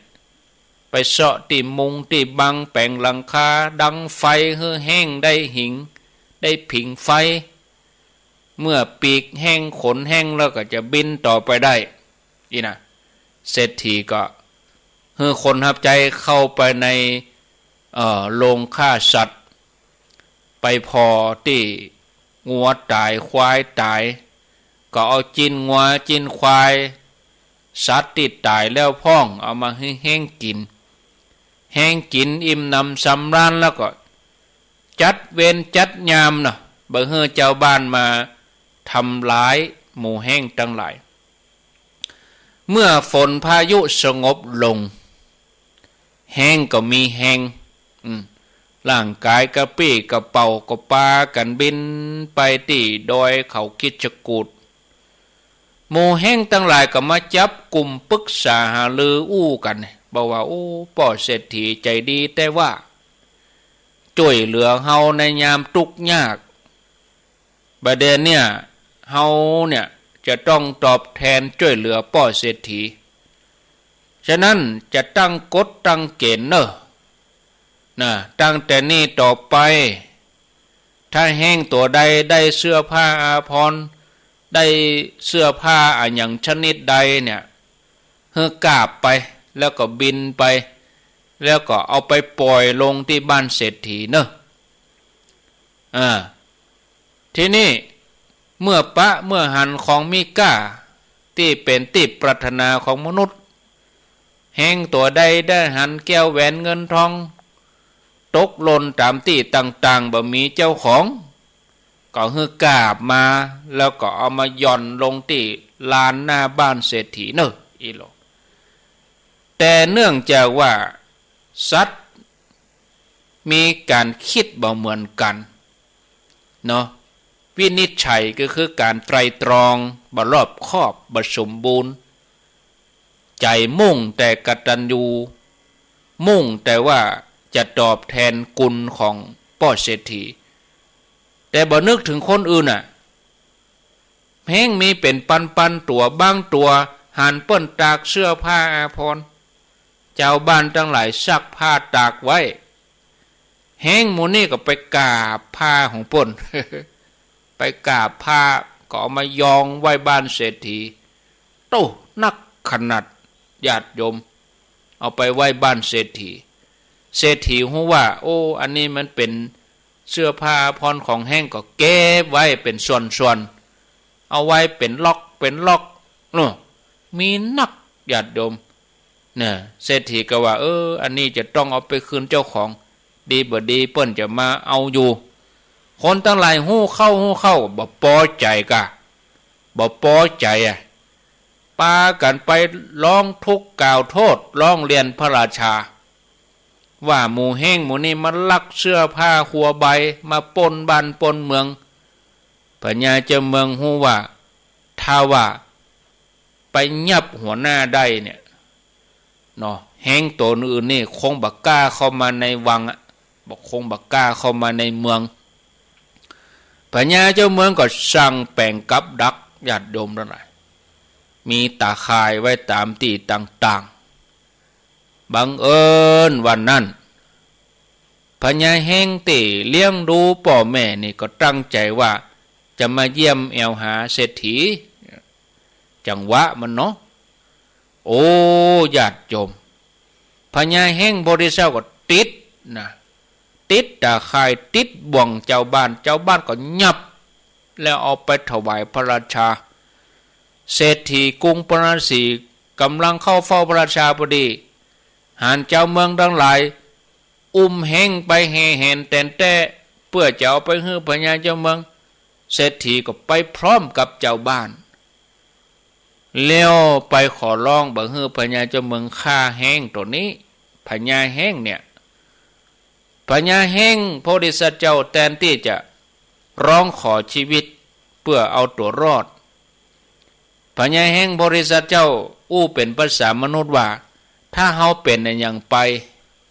ไผจะมาเลี้ยงดูพ่อแม่ของเฮาพ่อแม่เฮาก็คงจะตายโดยเฮาไปละพญาเจ้าเมืองกับเศรษฐีเป็นผู้มีบุญเนาะเปิ้นเคยเกื้อกูลกันมาก่อนเมื่อได้หันพญาแห้งเปิ้นก็เกิดความฮักความอินดูสอบถามไต่สวนถามไปถามมาว่าหมู่เจ้าเอี่ยวไปเอาผ้าหัวเจ้าบ้านเจ้าจองเปิ้นเนี่ยหยังเอี่ยวไปปล้นสะดมสิ่งของเจ้าบ้านแต่กอนะถึงแม้ว่าพญาแห้งจะบ่ได้ทำแต่ลูกน้องบริวารการกระทำของลูกน้องที่บ่ฮู้จักอันยังควรบ่ควรนี่ก็แต่ถือว่าเป็นหัวหน้านะหัวหน้าพญาแห้งก็รับกะแอนอกรับ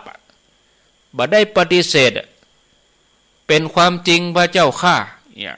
ญาติโยมทั้งหลายพญาเจ้าเมืองก็ถามต่อไปถามว่าและหมู่เจ้าเขาเอาเสื้อผ้าเอาทรัพย์สมบัตินั้นไปให้ไผพญาแห้งก็กราบทูลว่าอันก็กราบไปให้ป้อเศรษฐีเพราะว่าป้อเศรษฐีเนี่ยได้ช่วยเหลือชีวิตแก่ข้าพระองค์เขา พญาเจ้าเมืองฟังแล้วก็โอ้หมู่เจ้าทั้งหลายถึงแม้จะเป็นสัตว์เดรัจฉานก็ยังมีความกตัญญูรู้นี่หรอพญาเจ้าเมืองก็คลายความสงสัยโอ้ประเด็นนี้พญาแห้งก็อดครวญหาพ่อหาแม่พญาเจ้าเมืองว่าโอ้แห้งนี้ยังมีพ่อมีแม่บ่สมควรตายเป็นแห่งยอดกตัญญูแล้วพญาเจ้าเมืองก็แก้บ่วงออกจากพญาแห่งด้วยจิตที่เมตตาพญาเจ้าเมืองก็ตรัสว่าเจ้าจงไปเลี้ยงดูพ่อแม่ที่แก่เฒ่าของเจ้าเตอะแล้วอาศัยอยู่ที่ยอดเขาหิจกูฏปุ้นเจ้าจงไปพบญาติพี่น้องบริวารทั้งหลายเตอะพญาแห่งดีใจแล้วก็กล่าวกับพญาเจ้าเมืองว่าข้าแด่มหาราชขอพระองค์จงบันเทิงใจพร้อมด้วยญาติทั้งมวลส่วนข้าพระองค์จักเลี้ยงดูพ่อแม่ที่แก่เฒ่าแล้วอาศัยอยู่ที่ซอกเขาฝ่ายท่านเศรษฐีหัวพญาแห้งเมื่อป้นภัยแล้วก็ดีใจตัวท่านเองก็เอาผ้าเอาแก้วแหวนเงินทองที่หมู่แห้งกาบมาน่ะปิกเอาไปคืนเจ้าของดังเก่าเดิมอ่อนศรัทธาญาติโยมทั้งหลายได้ฟังแล้วเนี่ยเฮาจะหันว่าผู้มีความกตัญญูกตเวทีบ่ว่าจะเป็นมนุษย์บ่ว่าจะเป็นสัตว์เดรัจฉานก็บ่งบอกถึงผู้ที่มีจิตใจสูงดีงามสมควรที่จะรับการยกย่องว่าเป็นผู้ที่หาได้ยากที่สุดในโลกนี้เฮาทั้งหลายเป็นมนุษย์ถือว่าเป็นญาติจันที่ดีที่สุดมีความคิดความอ่านมีการแยกแยะอันไหนดีอันไหนบ่ดีความกตัญญูนี่มันเป็นพื้นฐานของคนดีเราจะต้องหาโอกาสตอบแทนบุญคุณอยู่ก็เลี้ยงกายตายก็เลี้ยงวิญญาณบ่ว่าจะเป็นบุญคุณ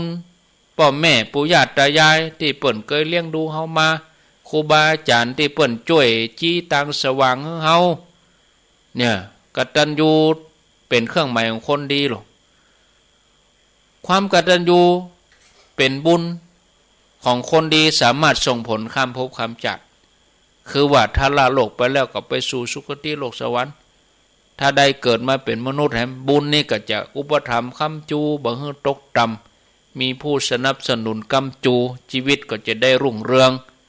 เพราะว่าความกตัญญูเนี่ยเป็นคุณธรรมที่ฝังแน่นอยู่ในใจของเราทุกคนนี่ศรัทธาญาติโยมท่านสาธุชนท่านทั้งหลายเนาะพอเวลาแล้วโอ้เวยเหมือนกัน3 ทุ่มกับ34 นาทีกำเดียวเปลี่ยนบรรยากาศแล้วพอดีมีเรื่องเล่าแห่งเรื่องหนึ่งอันนี้เป็นเรื่องนกแขกเต้าเนอะนกแขกเต้าแตนกุลวะนกแขกเต้าแตนกุลนกแขกเต้าแตนกุลนี่จะเป็นจะใดกำเดียวเฮาก้อยไปฟังแหมกำเนาะนกแขกเต้าก็คือนกแลก็คือนกแก้วนี่มันอย่างเดียวกันเนอะเป็นนกชนิดเดียวกันกลุ่มเดียวกันนกแลก็คือนกแก้วก็คือนกแขกเต้านั่นเองก็เดี๋ยวก็ไปฟังกันในตอนที่2ตอนนี้3 ทุ่ม 35เปลี่ยนบรรยากาศแถมกำมั้อู้มาโคชั่วโมงเกิงแล้วนี่ญาติโยมเนาะเอาเปลี่ยนบรรยากาศแปลงโทรศัพท์ก่อนไปจะโทรมาสนทนาอู้จาถามปัญหาแจ้งผลการรับฟังก็แถม5 สายก็พอละแถม5 ท่านแถม5 สาย099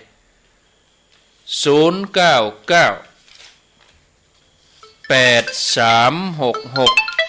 322เจริญพรสำนักจากเจ้าท่านพระครูจากดังใดอันไม่ได้อ่อนขวงเปล่าเนอะแม่อ่อนอีกอะ เจ้าแม่อ่อนขวางเป่าฟังแล้วเป็นจังใดพ่องฟังแล้วก็ม่วนดีแน่นอนคนเดียวบอกว่าเอาวิทยุเป็นกู้เนาะแล้วก็ไม่คนถามกำเด้อวันพูกดีป่ะวันพูกก็ดีนะกะพูกวันที่1อ่ะดีนะกะว่าอันหลานไปทำงานเหมาะวันพูกเหมาะ6 ค่ำก็เหมาะนะกะวันพูกนะวันพัดพูกวันพัดจ้าเดือนนี้มันเสียปุดกับสุกอ่ะ12อ่ะเดือน12สุโขปุทธากะเสียสุกกับปุดอ่ะมันผูกวันพัดไปใจวันเสียจะได้ดีกะมันผูกดีกะโมทนาเนอเจริญพรติดแล้วเข้าใจเอา5 สายต่ออันน่ะโทษจากไหนห้างตำวปปอนุโมทนาเจริญพรเมินได้เนอะคนน้อยโทษจากไหนโทษจากแม่คือเด็ดสกอยเจ้าเด็ดสกอยดอยสะเก็ดได้ยินอยู่กันนี่ดอยสะเก็ดวันนี้มาเมื่อคืนเมื่อคืนนี่ม่วนหน่อยไปลำปางเคยร้องดีแล้วกะเจ้าโชคดีเนอพี่น้องดอยสะเก็ดเด็ดสกอยเจริญพรปิดวิทยุเหียโทรจากที่ไหนพะเยาเจ้าพะเยาอำเภอหยังบ้านหยังอำเภอเมืองจังหวัดพะเยาเจ้าบ้านหัวฟังคลื่นคุณดารุณีกะเจ้าดีกะวันนี้มาปะกันมาวันพุธต้นเดือนกับพุธสุดท้ายของเดือนกะเฮานะวันอื่นก็เป็นต้นอื่นต้นอื่นไปโมทนาเนอะ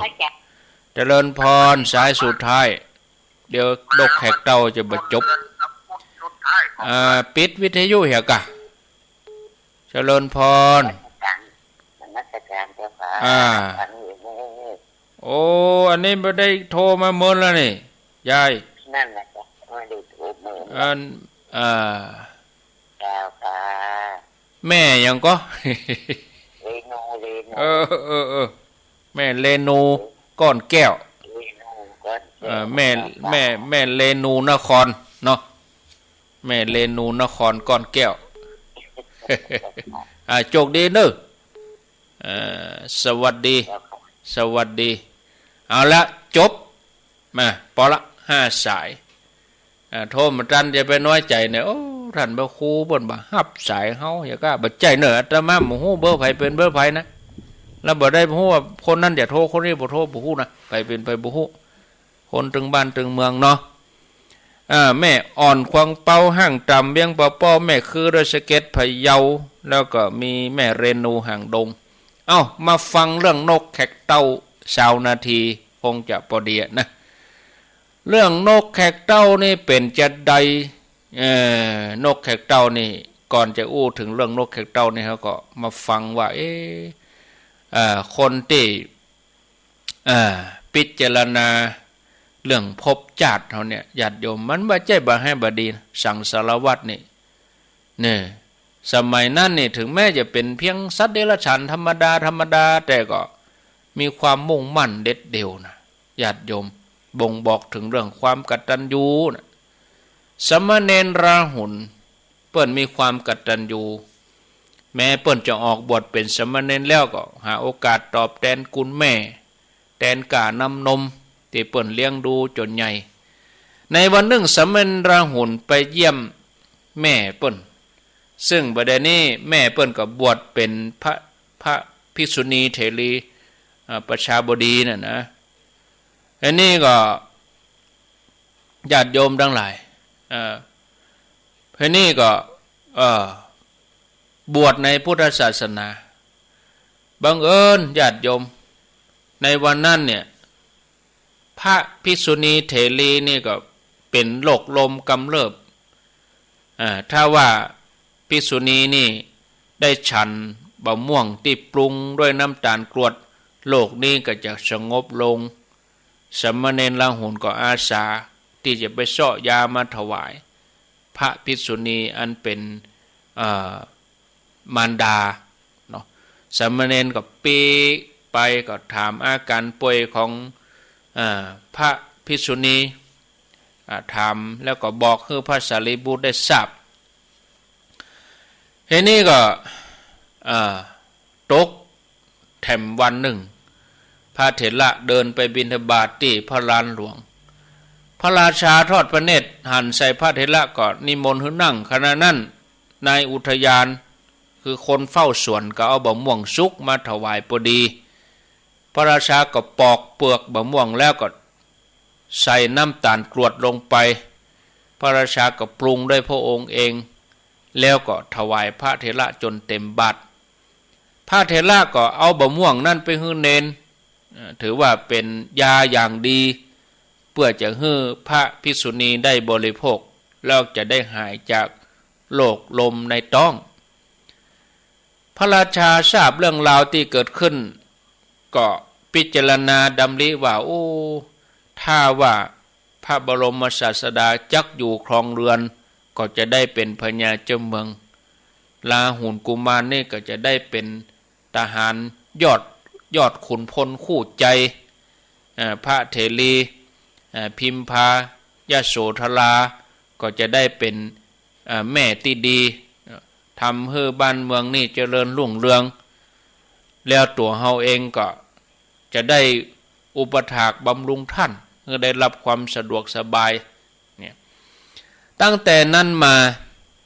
พระเจ้าโกศลก็รับสั่งให้ถวายบะม่วงแก่พระนางพิมพาเถรีนี่เป็นประจำเปิ้นไปบวชแล้วนะพระนางพิมพายโสธราเนี่ยพระนางพิมพาเปิ้นไปบวชแล้วเป็นภิกษุณีแล้วอยู่มาวันหนึ่งพระสงฆ์เปิ้นสนทนาธรรมกันที่ลงธรรมสภาว่าโอ้สมณเณรละหุนนี่เป็นสมณเณรยอดกตัญญูถึงแม่จะออกบวชแล้วก็ยังหาโอกาสอุปถากดูแลพระองค์ก็ตรัสว่าบ่ใช่มีแค่บ่เดียวนี่นะการก่อนสมณเณรละหุนก็กตัญญูอย่างเงี้ยแล้วพระองค์ก็นำเรื่องในอดีตมาเล่าให้ภิกษุทั้งหลายได้ฟังดังต่อไปนี้มีอยู่ชาติหนึ่งลาหุนสมณเณรนี่เกิดเป็นลูกนกแขกเต้าชื่อว่าสุวะโปดกได้รับการเลี้ยงดูอย่างดีจากพระราชาแล้วก็มเหสีในคืนวันหนึ่งมเหสีของพระเจ้าพรหมทัตเกิดอาการแพ้ท้องอยากจะเสวยบะม่วงหมู่บรรดาโหราจารย์กราบทูลว่าบะม่วงเนี่ยมีไก่ปุ้นอยู่กาญจนบรรพตป่าหิมพานต์ปุ้นก่อนบ่มีมนุษย์คนใดสามารถจะไปที่หั่นได้ควรจะส่งนกแขกเต้าที่ชื่อว่าสุวะโปดกไปเพราะนกตัวนี้นี่มีกำลังฉลาดตัวพญาเจ้าเมืองก็เอานกแขกเต้ามาแล้วก็บอกเรื่องราวที่เกิดขึ้นทั้งหมดคือนกสุวรรณโปดกสุวะโปดกนกน้อยยอดกตัญญูนี่คือทราบถึงแม้ฮู้ว่าหนทางไปป่าหิมพานต์จะไกลบวกกับมีอันตรายโอกาสที่จะเอาชีวิตรอดมาได้นี่มันก็ยากแต่อาศัยความกตัญญูที่มีต่อพระราชาแล้วก็มหาเทวีที่ฮือที่พักที่อาศัยก็เลยคิดว่าเป็นโอกาสดีที่จะตอบแทนคุณเจ้านายนะสุวะโปดกนกแขกเต้าก็อาสาที่จะรับงานนี้สุวะโปดกก็บินไปด้วยความรวดเร็วล่วงเลยถิ่นมนุษย์เข้าไปถึงหมู่ฝูงนกแขกเต้าที่อยู่ระหว่างภูเขาลูกที่หนึ่งไปหิมวันตประเทศ แล้วถามว่าบะม่วงเนี่ยที่ชื่อว่าอภพันตระเนี่ยมีอยู่ที่ไหนหมูนกแขกเต่าหมูนั้นบุหูจักสักตัวนะสุวะโปดกก็บินไปถามนกที่อยู่อาศัยดอยหม่อนที่สองที่สามที่สี่ที่ห้าถามนกตัวใดก็บุหูจักสักตัวบกองบินไปถึงดอยหม่อนที่เจ็ดลูกนกแขกเต่านั่นก็บอกว่าปุ้นมีอยู่ระหว่างกัญจนะบรรพตปุ้นไก่นะอันตรายตัวนะสุวะโปดกได้ยินอันก็ดีใจเฮาบินมาถึง5-6 หม่อนดอยมาถึงดอยหม่อนนี้สุดท้ายแล้วก็ขอร้องให้นกหมู่นั้นช่วยนำทางบ่มีนกตัวใดกล้าอาสาไปเพราะบะม่วงอพันตละเนี่ยบ่ใช่เป็นบะม่วงของคนนะเป็นบะม่วงของท้าวเวสสุวรรณพุ่นเป็นใหญ่แห่งยักษ์หรอไผมสามารถจะเข้าไปใกล้ต้นบะม่วงนี่แล้วก็ล้อมรอบต้นบะม่วงนี่มีตาข่าย7 จั่นก่อนมีกลุ่มพันธุ์เนี่ยมีหลากสดคำว่าหลากสดเนี่ยก็คือคล้ายๆกับยักษ์อะนะมีหลายปันหลายร้อยตนรักษาสถานที่นั่นนี่มีไฟลุกเหมือนอเวจีไฟลุกตลอดกับบ่มีนกตัวใดอาสาพาไปสุวะโปดกก็หูเส้นทางแล้วก็ตัดสินใจบินมุ่งตรงไปเลยแน่ไปที่กัญจนะบรรพตเมื่อไปถึงก็หาอุบายที่จะเข้าไปใกล้ต้นบะม่วงอพันตระแต่โดนหมู่รากสดจับไปนะศรัทธาญาติโยมสุวะโปดกก็หมู่บรรดาลูกน้องของท้าวเวสสุวรรณนั่นก็ด้วยกำม่วนจาวันไพเราะโอ้ท่านอย่าได้ฆ่านกอย่างเฮาเลยพระเจ้าปรณสีส่งเฮามาเพื่อต้องการเอาหน่วยบะม่วงอำพันตละเฮาได้สละชีวิตเพื่อพระราชาเลยกล้าที่จะบินมาที่นี่บุคคลใดสละชีวิตเพื่อประโยชน์แก่ปิดามารดาเจ้านายผู้ทรงธรรมบุคคลนั้นย่อมไปเกิดในเทวโลกฉะนั้นแม้เฮาจะพ้นจากกำเนิดเดรัจฉานจักไปบังเกิดเทวโลกบุคคลผู้กล้าหาญย่อมสละชีวิตตนเพียรพยายามเพื่อประโยชน์ด้านที่เลี้ยงตนมาย่อมถึงฐานะอันดีอันเลิศประเสริฐบอกกองหมู่ลูกน้องท้าวเวสสุวรรณได้ฟังอย่างอันก็เกิดความเริ่มใสปล่อยฮือนกแขกเต่านี่เป็นอิสระแต่ก็ย่ำยอมฮือบะม่วงเตื้อเพราะว่าบะม่วงเนี่ยจะต้องฮือท้าวเวสสุวรรณกินคนเดียวเนี่ยแล้วถ้าจะฮือเนี่ยบ่ได้ท้าวเวสสุวรรณมานับหน่วยบะม่วงด้วยพระองค์เองถ้าขาดไปแก่นหนึ่งท้าวเวสสุวรรณจะลงโทษหมู่ยักษ์หมู่กลุ่มพันธุ์ที่ดูแลนะก็เลยบอกสถานที่ที่มอกปอจะช่วยเหลือปุ่นไปที่ภูเขาทองจะมีดาบสชื่อว่าโชติรสเป็นนักบวชประจำตระกูลของท้าวเวสสุวรรณท้าวเวสสุวรรณนับถือดาบสตนนี้แล้วก็ท้าวเวสสุวรรณนี่เปิ้นจะเอาหน่วยบะม่วงนี่ไปถวายดาบสตนนี้เป็นประจำฮือนกเนี่ยไปขอกับดาบสปุนเตะสุวะโปดกขอบคุณในกรรมชี้แนะบินไปหาดาบสเลยเมื่อไปถึงก็กล่าวความประสงค์นี่ในการเดินทางมาตอนเนี้ยดาบสหูแล้วโดยญาณดาบสก็บอกให้รออยู่นี่ก่อนเนอะสักกรรมถึงจะได้เป็นช่วงเวลานั้นพอดีท้าวเวสสุวรรณก็เอาหน่วยบะม่วงมา4 หน่วย4 ผลเอามาถวายดาบสพอดีดาบสหันความตั้งใจของนกแขกเต่าดาบสก็ชัน2 หน่วยแล้วแถม1ก็เอาให้สุวะโปดกกินเมื่อสุวะโปดกกินเรียบร้อยแถมแก่น1ก็เอาใส่สาแหลกก้องคอให้นกสุวะโปดกบินปิกไปถวายพญาเจ้าเมืองเมื่อพญาเจ้าเมืองได้รับก็ให้มเหสีได้ถวายได้เสวยบะม่วงอพันตละ โอ้จะลำจะดีมากได้มั้งเนาะมีเวรยามรักษานะเนาะจะยังกับมะม่วงยังมหาชนกนี่กะญาติโยมเนาะมะม่วงยังทีนี้ก็ปัญญาเจ้าเมืองก็ตรัสว่าพระเทวีในการนั้นก็คือมาได้แก่พระนางพิมพาสุวโปดกก็คือได้แก่ลาหุนส่วนดาบทนั้นคือตถาคตเจ้านี่ญาติโยมจากเรื่องที่เล่าให้ฟังนี่เขาจะหันว่าโอ้บัณฑิตนักปราชญ์ในการก่อนป้นตระหนักถึงผู้มีกุลถึงข่าวจะตอบแทนก็ทุ่มเทชีวิตเอาชีวิตเป็นเดิมพันเพียงได้โอกาสตอบแทนกุลตั้นแม้จะตายก็เสียดายจัดเกิดฉะนั้นให้เราทั้งหลายทุกคนมันตระหนักนึกถึงบุญคุณของพ่อแม่ครูบาอาจารย์ที่เปิ่นเลี้ยงดูมาตั้งแต่น้อยถึงเติบใหญ่ครูบาอาจารย์ที่ประสิทธิ์ประสาทวิชาความรู้ทำให้เรามีความเจริญก้าวหน้าในที่หน้าที่การงานแล้วเราทั้งหลายถ้าได้โอกาสก็ตอบแทนคุณท่านเหล่านั้นชีวิตของเราก็จะได้เจริญรุ่งเรืองขึ้นไปในห่วงเดือน12เนี่ยวันนี้เดือน12ออก5ค่ำวันพุธ6ค่ำเนี่ยเราก็หาโอกาสไปทำบุญเนอะเดือน12นี่จะเป็นเนตาล9วันเดือนเพ็งฮืทยอยไปจนถึงปุ้นนะถึงวันที่18ปุ้นไปถึงฮอดเดือนดับปุ้นกะญาติโยมทั้งหลายปุ้นนะวันที่25ปุ้นถึงวันที่25เป็นวันเดือน12ดับจนฮอดปุ้นฮอดวันที่25ปุ้นทานได้ทุกวันไม่ใช่ว่าไปทานกับวันนั้น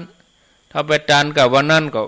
ครูบาอาจารย์เปิ้นก็ฉันบ่ทันมันก็บูดก็เสียไปก็มาเสียดายทิ้งขว้างไปบ่ได้เฮาทยอยทานไปนะญาติโยมในห่วงเดือน12เพ็งตั้งเหนือเฮาเนี่ยทำบุญอุทิศกุศลให้กับบุพการีเป็นความกตัญญูกตเวทีเนาะเหลือเวลาแถม7นาทีได้สัก 3-4 ท่านก็ยังดี09983666322ญาติโยมทั้งหลายเวเตเนอแล้วก็เวลาก็เวญาติโยมทั้งหลายเนอะอนุโมทนาในบุญในกุศลที่ญาติโยมได้ฟังกันนี้เจริญพรพระสัตว์เจ้าท่านพระครูไผนี่ไผมาเมื่อคืนลูมารับเจอกันนี่มารับเจอนอนฟังนี่อยู่ที่ดีแล้วกะฟังที่อันนั้นเปิดเนี่ยอยากจะเมืองนี่จะยักษ์นะวันนั้นก็มาดูได้ยินเรื่องกรรมเลยนะฮะเนี่ยนั่นก็ดูเรื่องกรรมนั่นเรื่องยักษ์นี่กะยักษ์นั่นน่ะยักษ์ครับอยากจะเมืองนี่โชคดีเนอะจ้ามัสการจ้าพระครูยายพรเจริญพรมัสการเจ้าท่านพระครูฟังอยู่เนอะจากที่ไหนเจ้าเมตนายเจ้าได้ยินชัดดีก่อเจ้าวันนั้นน้ำท่วมขนาดเลยเมตนายน้ำท่วมโชคดีเนอะเอาคนน้อยเจริญพรติดแล้วเนาะ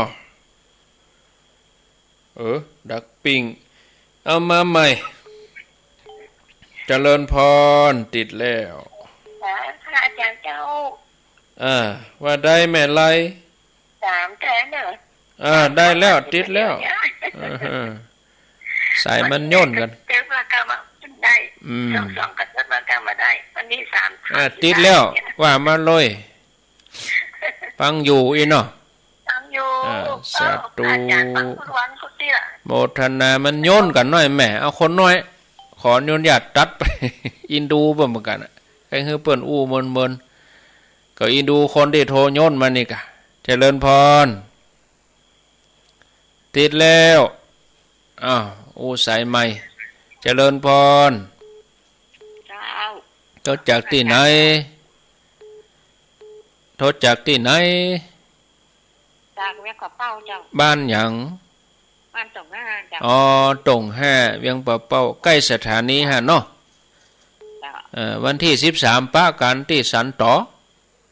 เจ้า โมทนาเอาคนน้อยเหลือแถม3 นาทีเจริญพร ไหว้ฝ่าเจ้าทางครู รายงานตัวเลยโทษจากไหน แม่พรปัญญูเจ้า สาธุโมทนาแม่เอารอบเดียวเนอะตะกี้มารอบละแม่รอบ2 ขออนุญาตเจริญพรเอารอบเดียวเจริญพร เจ้าพันครู จากที่ไหน แม่บัวเขียวลีเจ้าบ้านวังดินเจ้า โมทนาเจริญพรเจริญพรติดแล้ว วัชการครับ ปางโมกอาจารย์ปางโมกกะฟังชัดดีเนาะ ครับ โมทนาแม่ลาพรก็มาเจริญพรเนาะโยนกันเจริญพรม่วนดีเหรอ เมื่อคืนนี่ ครูครับ คนหลายดีโทษจากไหนนี่ โอ้วินจากเล็กครับ อ๋อประวินฟังคลื่นหยังฟังคลื่นหยัง แล้วนี้ครับ แล้วรุ่นนี้เนาะหลายใต้ก็ได้ยินเหนือก็ได้ยินเหนือวันนี้นะครับ ชัดเจนดี โมทนาเจริญพร นมัสการเจ้า โทษจากไหน วัดเจ้าบ้านโมงเจ้า เอา 104เจ้า ว่าครบที่ไหนก็ นั่นอุโมงค์ อุโมงค์หรือปูนเนาะ เจ้า